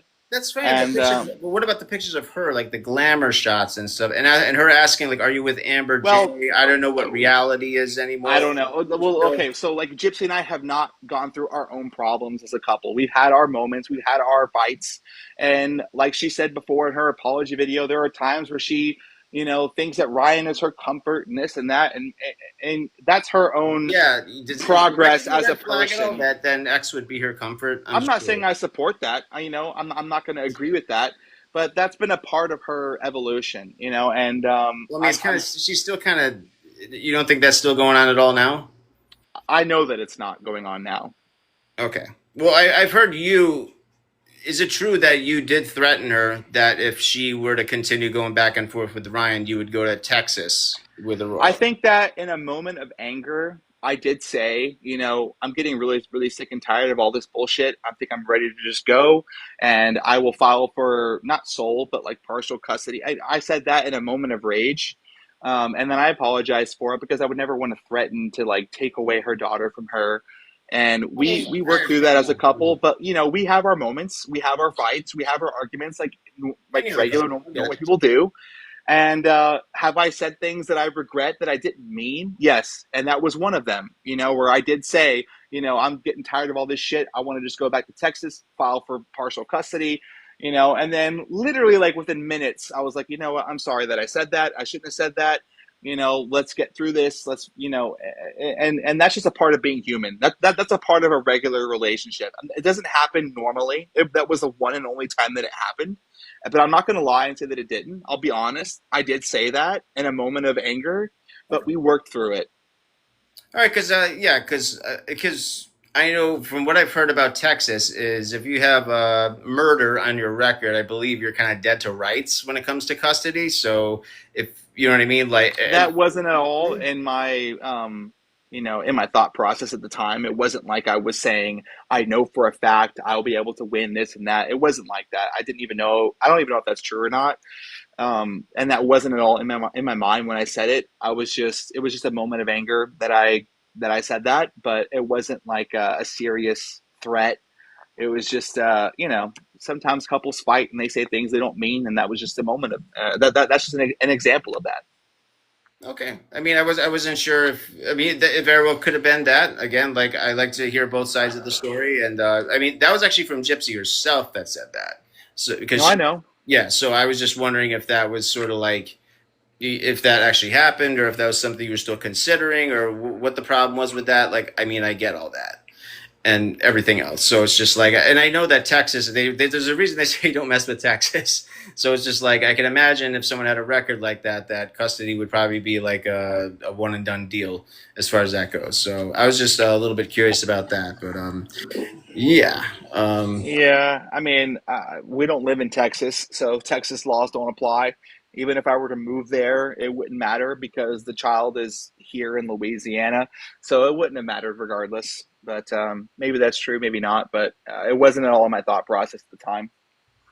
Yeah, no, I get that completely. And like, I live in the state of New York, and like one thing I think it applies in most states is, this is, I guess, a conversation all in and of itself. Where like, if there's a divorce court, almost 9 times out of 10, they will give the children to the mother, like almost without even hearing like the father's case for anything. It's like they almost like by default give it to the mom. And I'm not saying that's a good idea or a bad idea kind of thing, but I thought like with Texas, I think it's more on the criminal record sort of side. Like, they kind Well, of. I'll just go on record and say that I won't ever try to do that, regardless of whatever happens in our lives. I will never try and strip that away from anybody. Right. Gypsy is the mother of Aurora, and I'm the father of Aurora, and I want to give her the best life ever, and I want her to have her mother and father involved. So I will never try and take that from anybody. Okay, no, that's fair enough. That's how I would be. Even if I hated my ex, it's like I would never want to, take the mother unless the mom is a clear and present danger in some way or something like that. Then you know what I mean. Well, that's a different circumstance for sure. But like knowing that where we are now and the full confidence that I have in our family dynamic, I don't think that that's even a question that I raise in my mind at all. One quick question, I keep seeing this. What's with the OMI TV stuff that went around the TikTok for a while? The collarbone thing. I'm pretty sure you saw that whole thing. What was that about?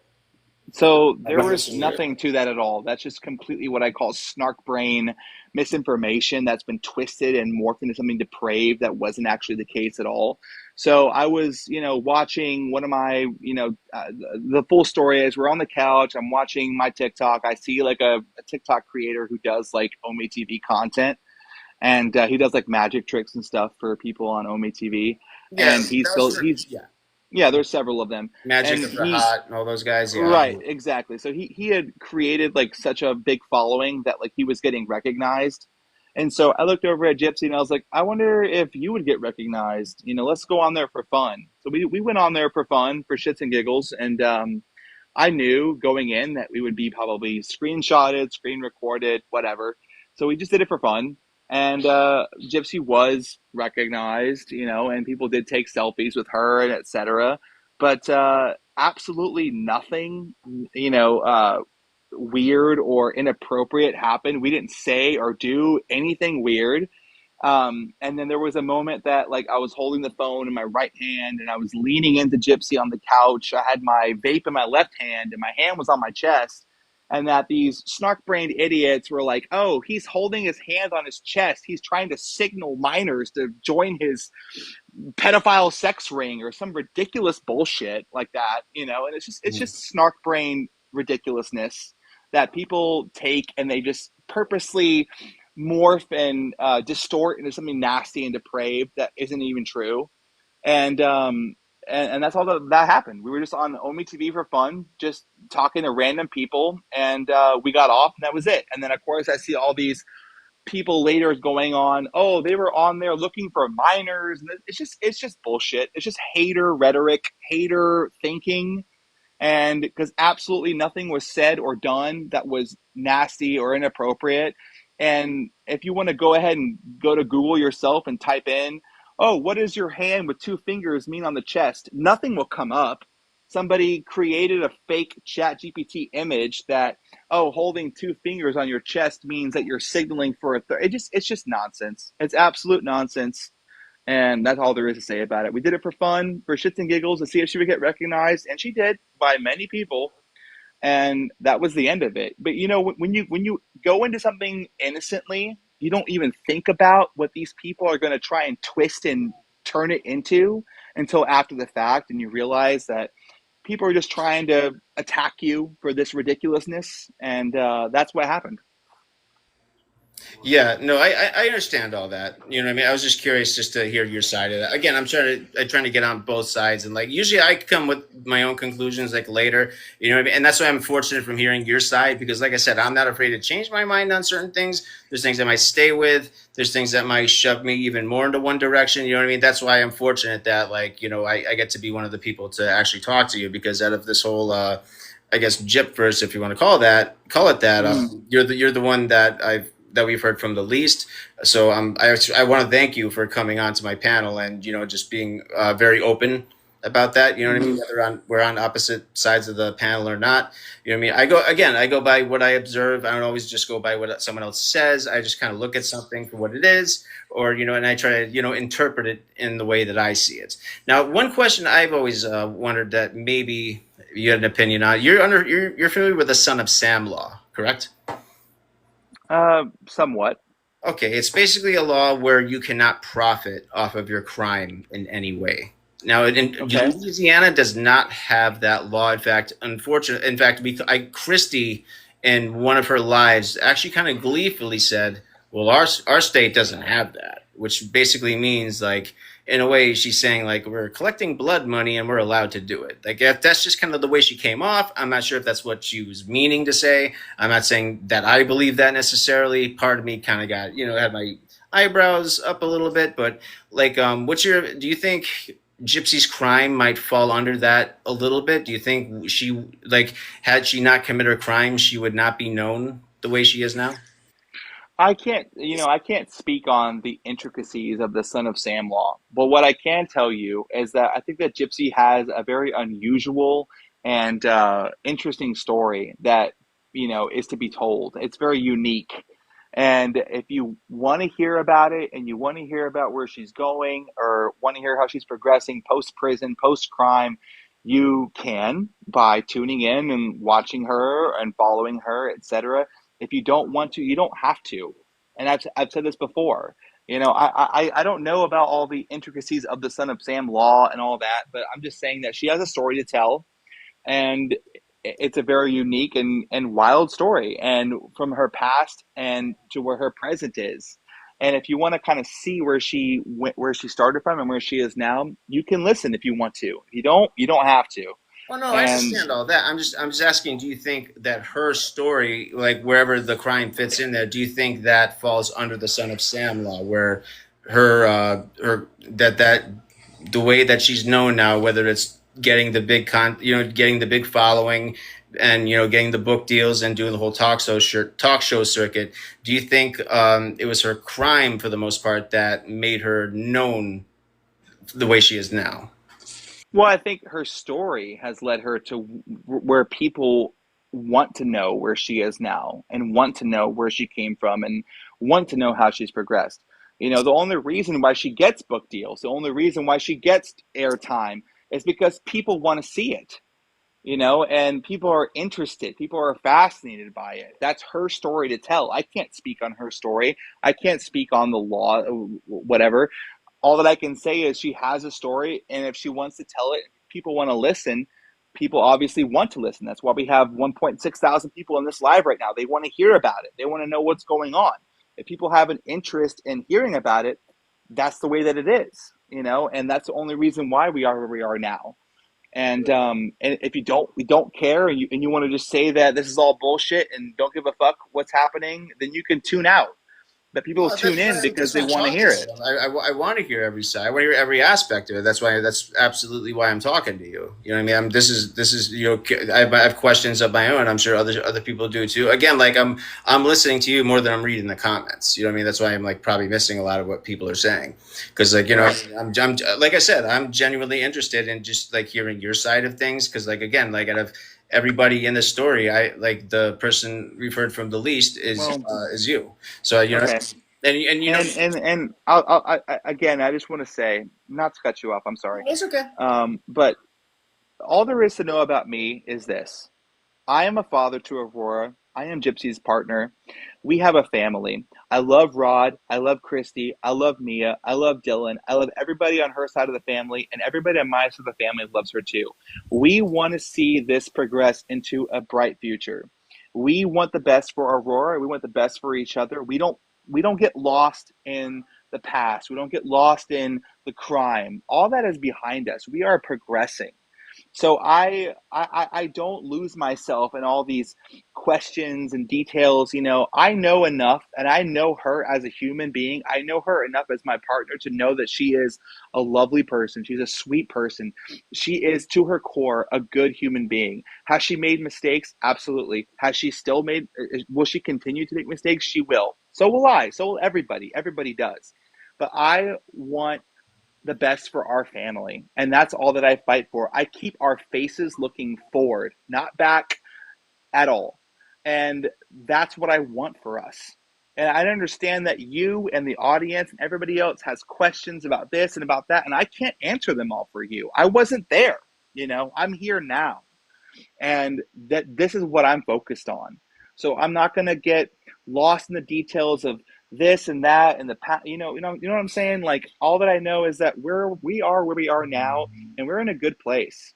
And we dodge bullets on the daily from all these people that want to attack us and put us down and call me every name in the book. I'm a narcissist. I'm a liar. I'm a pedophile. I'm gay. I'm this. I'm that, and the other. I don't give a fuck what anybody has to say about me. At the end of the day, all that I give a fuck about is Gypsy and her mental health, and Aurora and her upbringing, and our family in a happy dynamic. And that's really all that I have to say about my position in this life.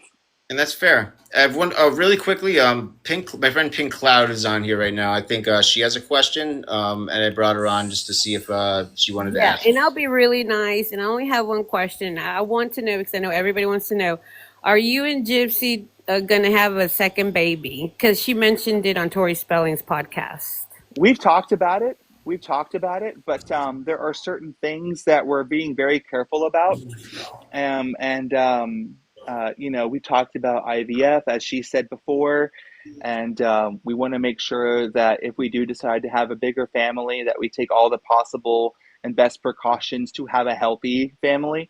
So do we have current plans to have a second child? Not at the moment, but we do talk about it. I think that we would love to have a second child. We'd love for Aurora to have a sibling, but do we have current plans? No, we don't.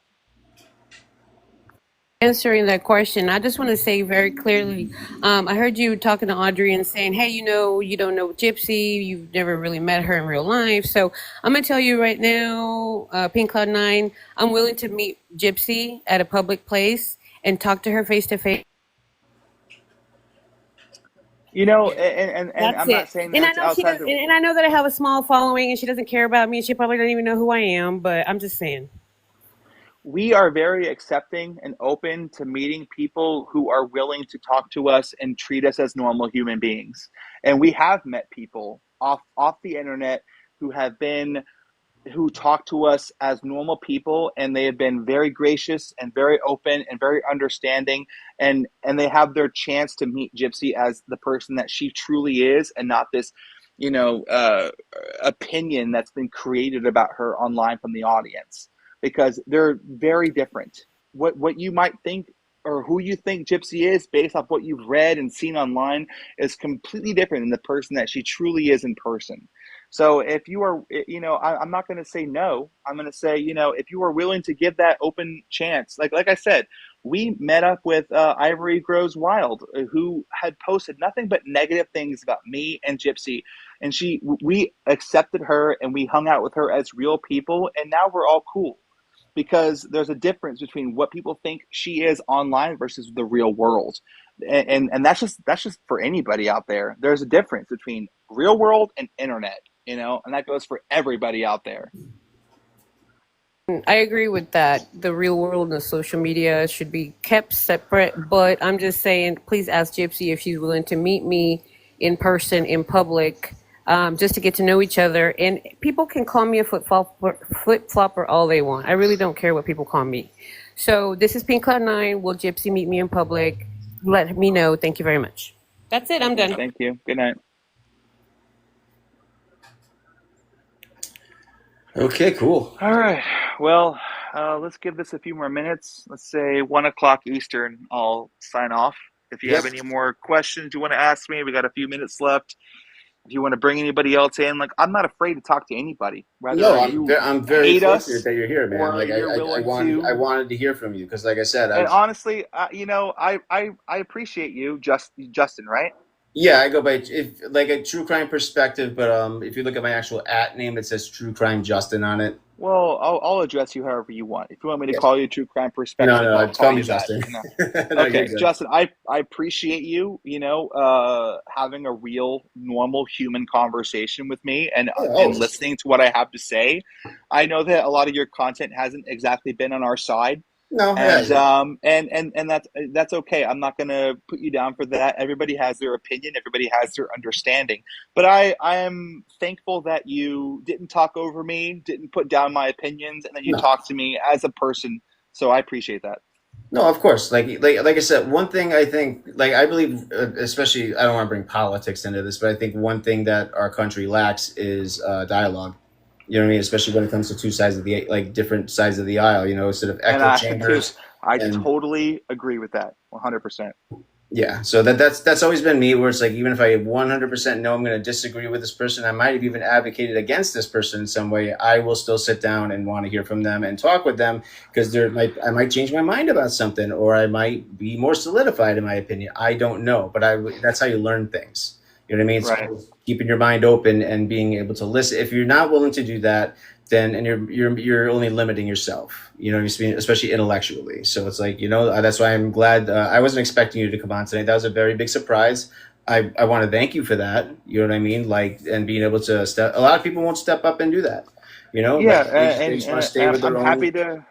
I'm happy to talk to anybody. I've gone on Sir Morbid's panel before. I've gone on, who else? Natasha Cooper, etc. Like, a lot of people who disagree, but I'm trying to find common ground. And even if we don't find it, that's okay. At least we were able to express our points of view. And hopefully, at the end of the day, we have maybe a slight mutual understanding of why we think the way that we think. Mm-hmm. Oh, no, I understand the and bias. that's my only goal. All that. That's no, I understand. Like, understandable.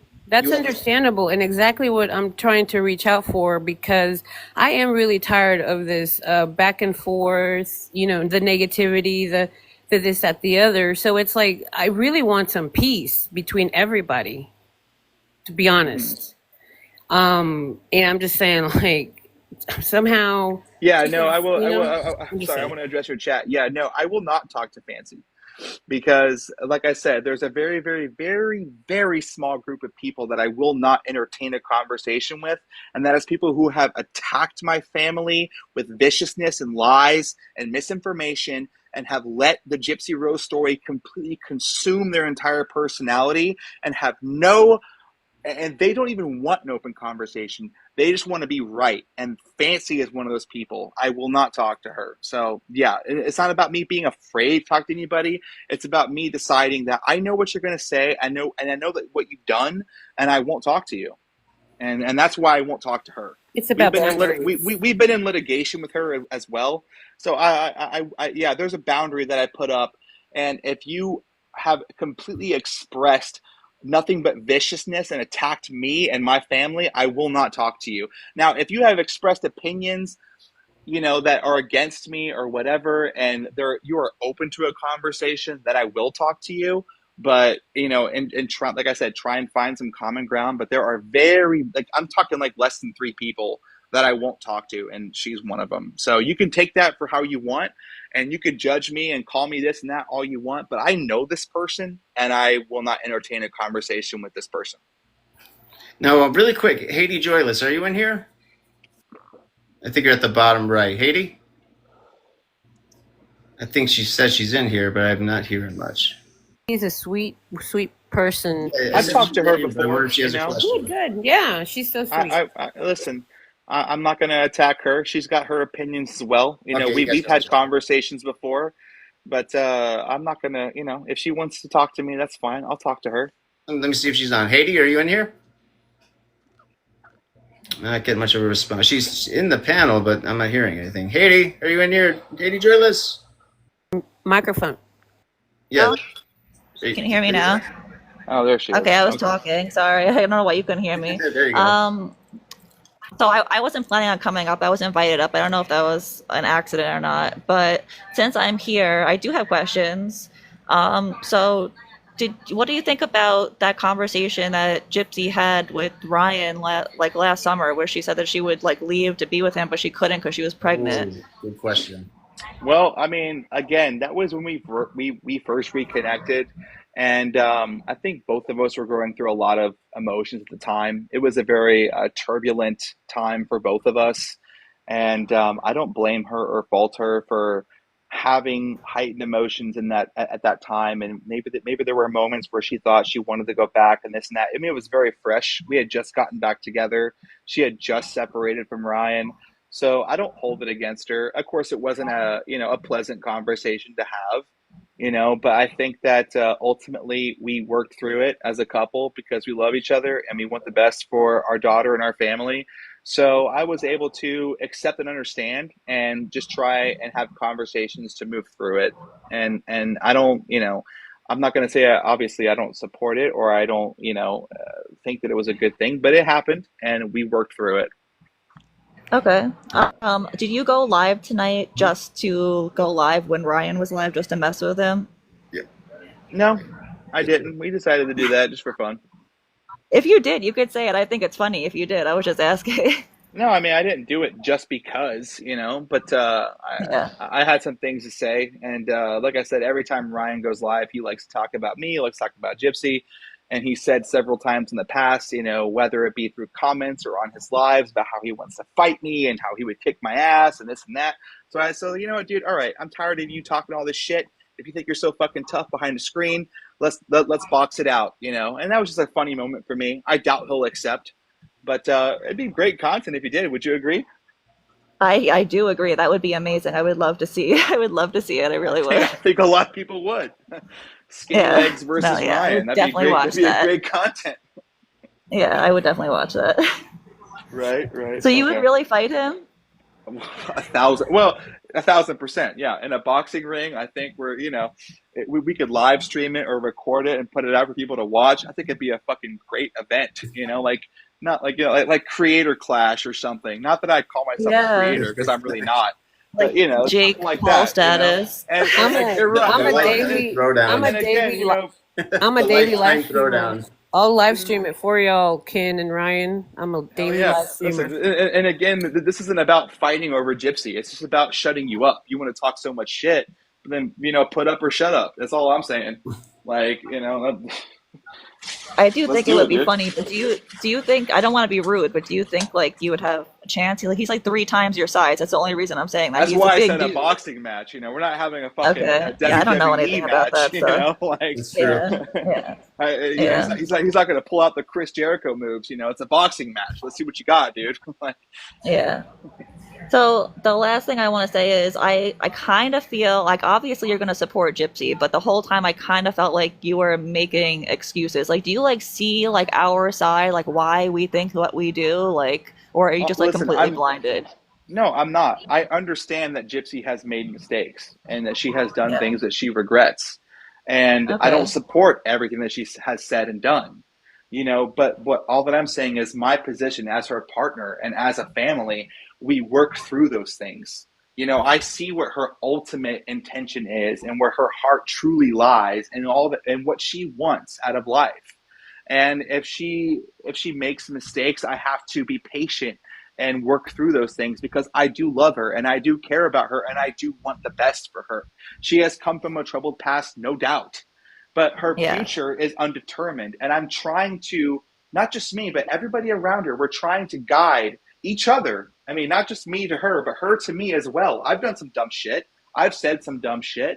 Emotions get to me too, and I come on live or I make a video, whatever, or I come on Morbid's panel and say something that I shouldn't have said, and I look back, I'm like, oh fuck, I should, But the point is, we're trying to move forward, and I Yeah. support her. I care about her. I care about her mental health, her well-being, and her progress.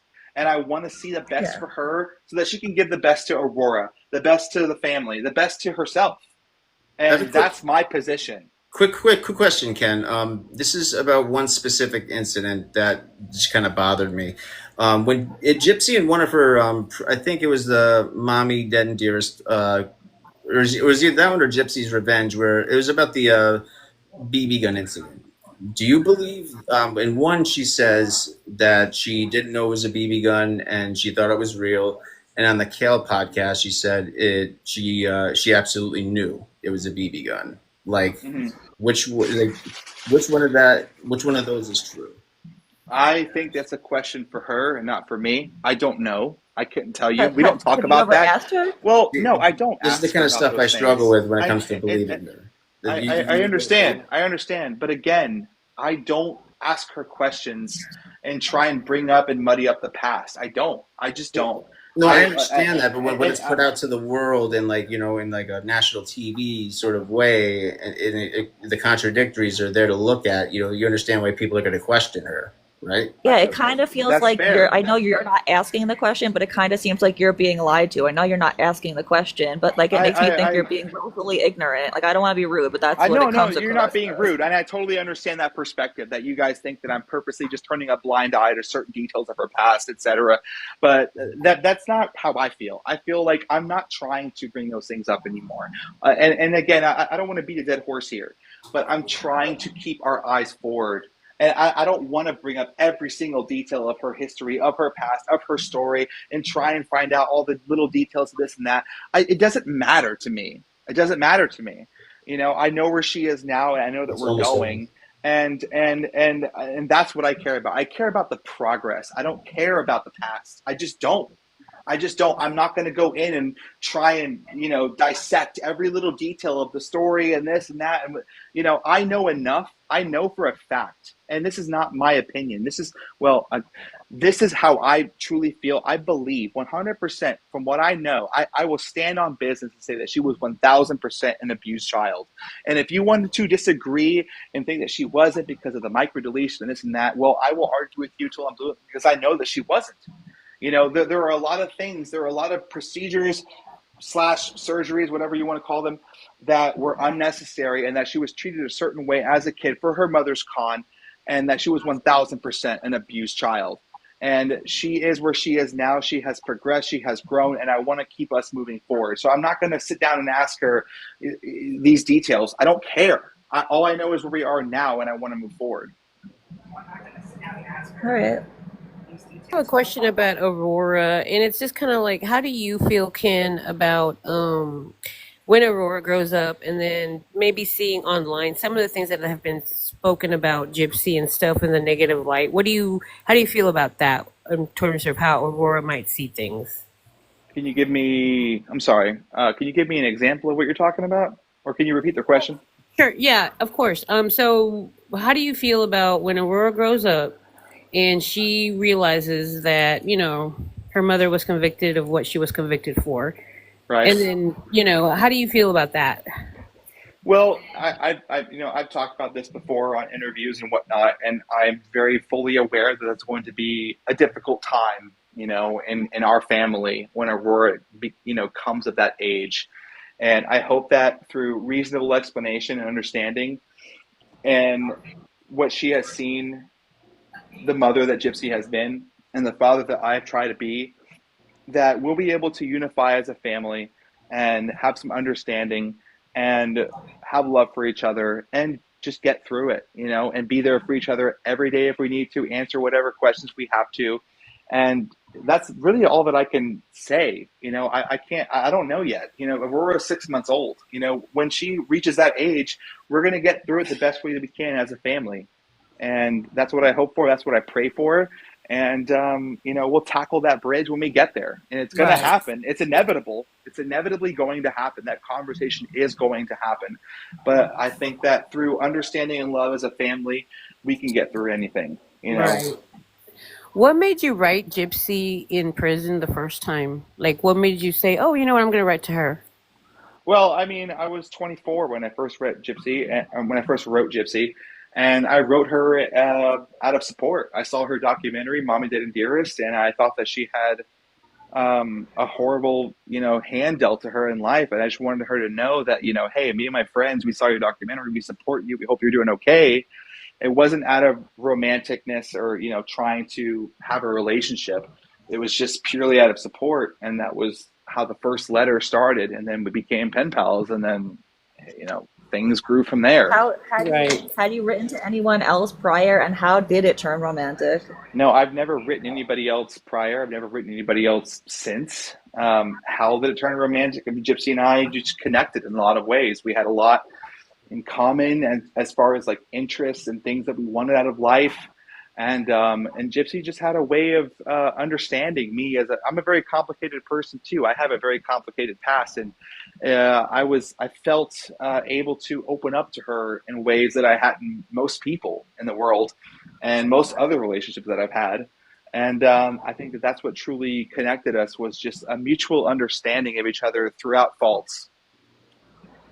Do you think that if you and your ex hadn't of broken up, you would have ended up with Gypsy you would have left your ex to be with Gypsy, or are you like with Gypsy because you and your ex broke up? That's a tough question. It's me and my ex, we separated, and Gypsy and her now ex separated. And it kind of happened around the exact same time, which kind of allowed an avenue for us to reconnect. But had that separation not happened on either side, can I say that we would have reconnected? I probably not. I can't say that for sure, but that's the truth of what happened. We were both recently separated from our partners, and it allowed us an avenue to reconnect. A lot of us would like to know if have y'all talked about, is Aurora going to be homeschooled or going to regular school? Just wondering in the future, obviously. I mean, our plans as of right now is to put her through regular school. Yeah. Gotcha. And I guess that ties back to my original question of like, what if other kids at school are saying, "Oh, you're the daughter of blah, blah, believe blah." me, What are y'all gonna do? these are not thoughts that we haven't had ourselves. Obviously, these are very normal thought processes that we both have had as parents. What if? What's going to happen? All that I can say is that we will tackle those challenges as they arise, and I'm not going to, think about that right now. What I'm focused on right now is raising her in the state that she is now, and when that day comes, we'll figure it out then. But I can't tell you how it's going to be handled or what we're going to say or what we're going to do. But I do know that it is an inevitable circumstance that we're going to have to deal with. It's not. I'm not. Thank you. I'm not happy with it, obviously, but I mean, what can I do? All that I can do is the best that I can try to do when that time comes. So you don't want to focus on like the negative side of Gypsy, obviously. So I assume that means that you've like never looked at like the autopsy photos or anything like that. But and you've known her for what, 7 years? So in the 7 years that you've known her, have you ever, not even once, have you ever once had a thought in the back of your head like about like how did she do that? Like, you know, How did she do what? like come up with this plan and follow through with it with Nick. Well, I understand the reasons. Again, I can only try to understand.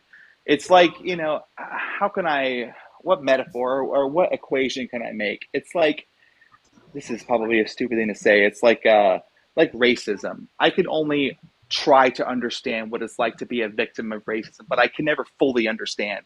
And same thing with an abuse victim. I can only try to understand. I can't fully understand because I'm not a victim of abuse myself. So you're basically saying that you always chose empathy with her.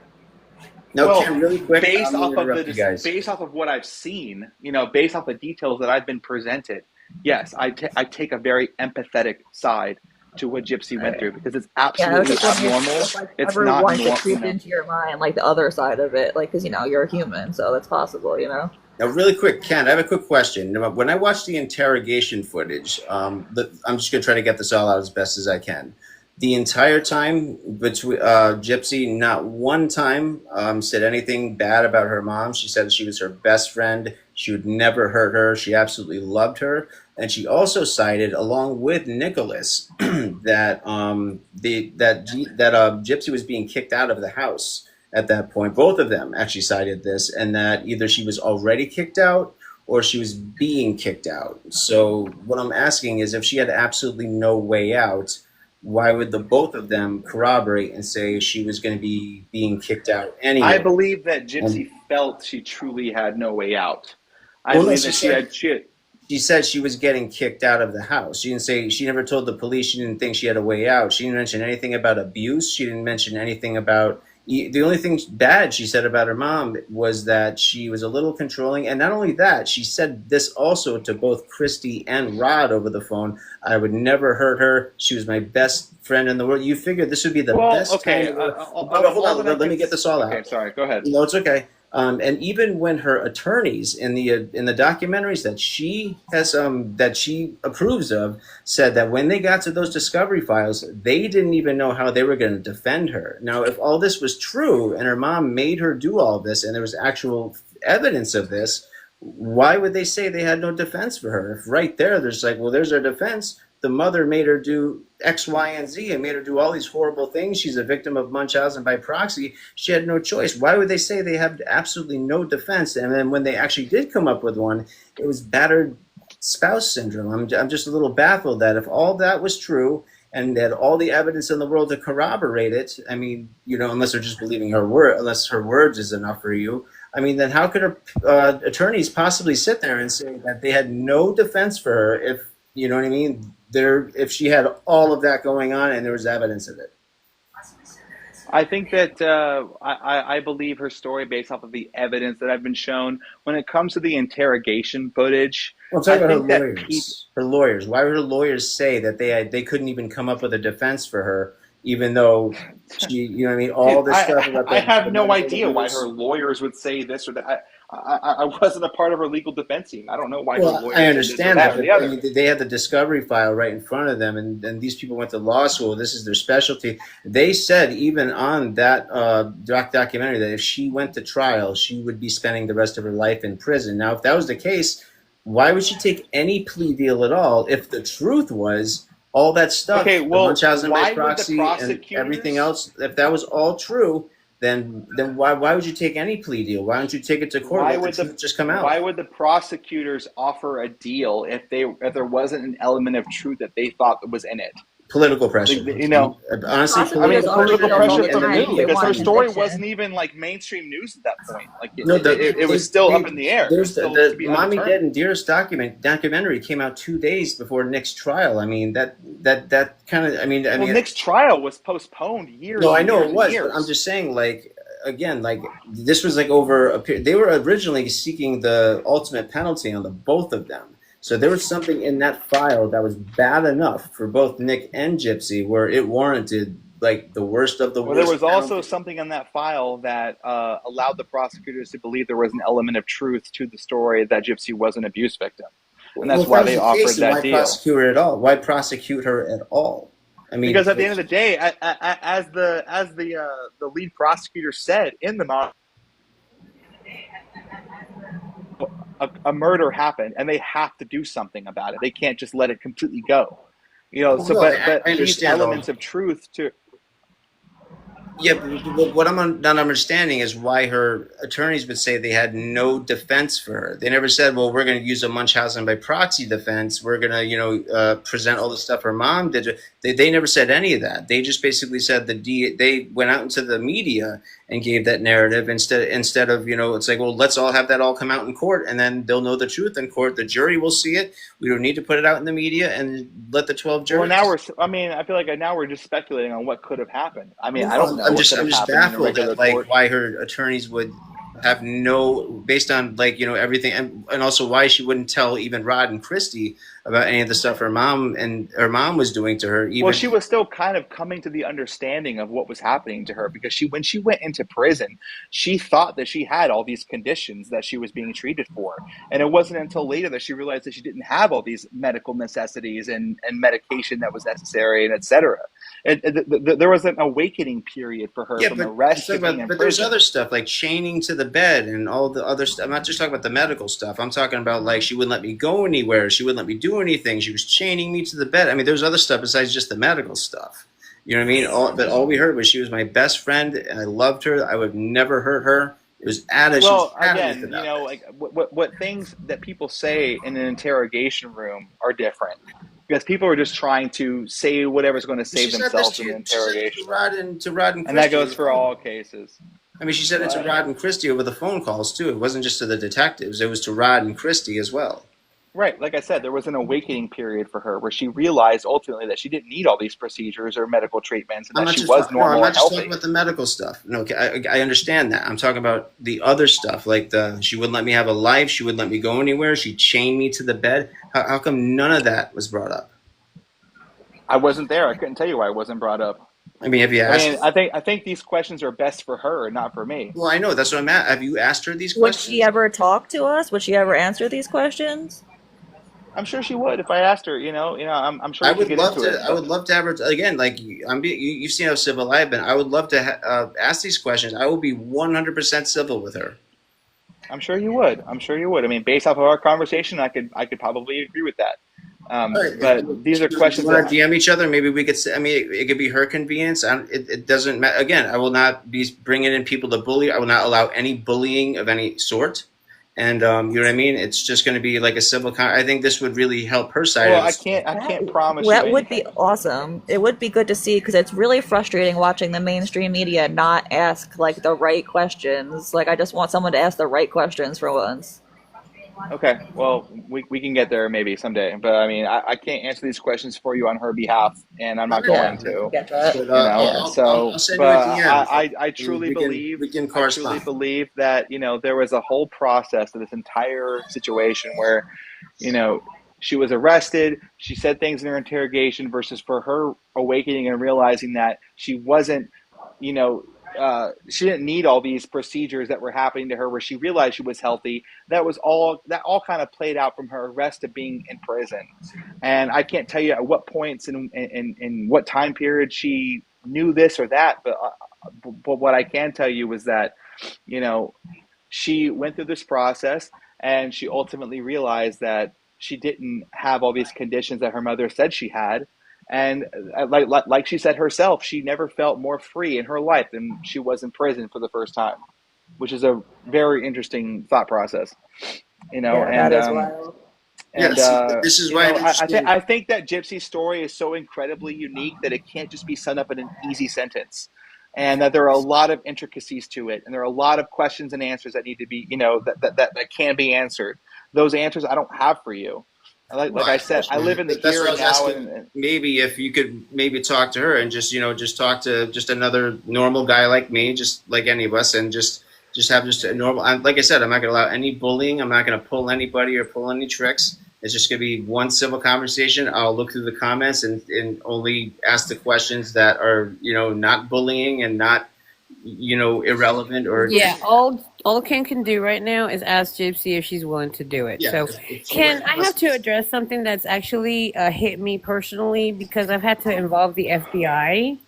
And I'm just All going to tell right. you a quick story. And Just gotta say, not to cut you off, but I do have to wrap it up here. I have an 8 a.m. Right. flight, and Okay. it's almost 1:30 a.m., so I gotta go pretty Totally. soon. I'm going to make it as quick as possible. So I'm not saying it was Gypsy. I'm saying it was another girl that threatened my life and some other people's lives through an online tag that said that I effed with the wrong person, that, all this stuff, that prepare myself, the KI That's not her. word.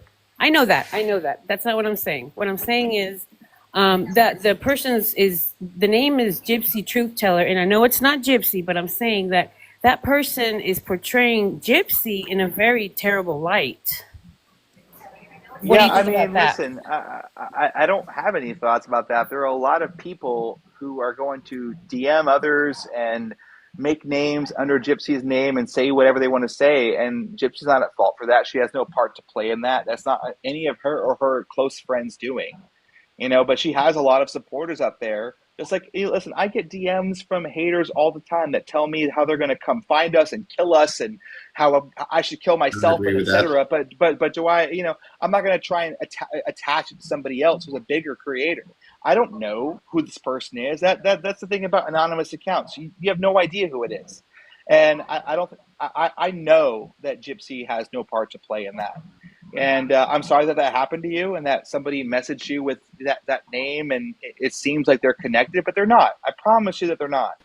It's another girl named 666. I know that it's not Gypsy. That's not what I was saying at all. I'm saying that, how do you feel about like these weird, crazy people attaching themselves to the actual Gypsy and then kind of using Gypsy's name to hurt other people online? like vicariously. Well, the same way I feel about the opposite side and the way that they send messages to me with all kinds of ridiculous shit. I don't know.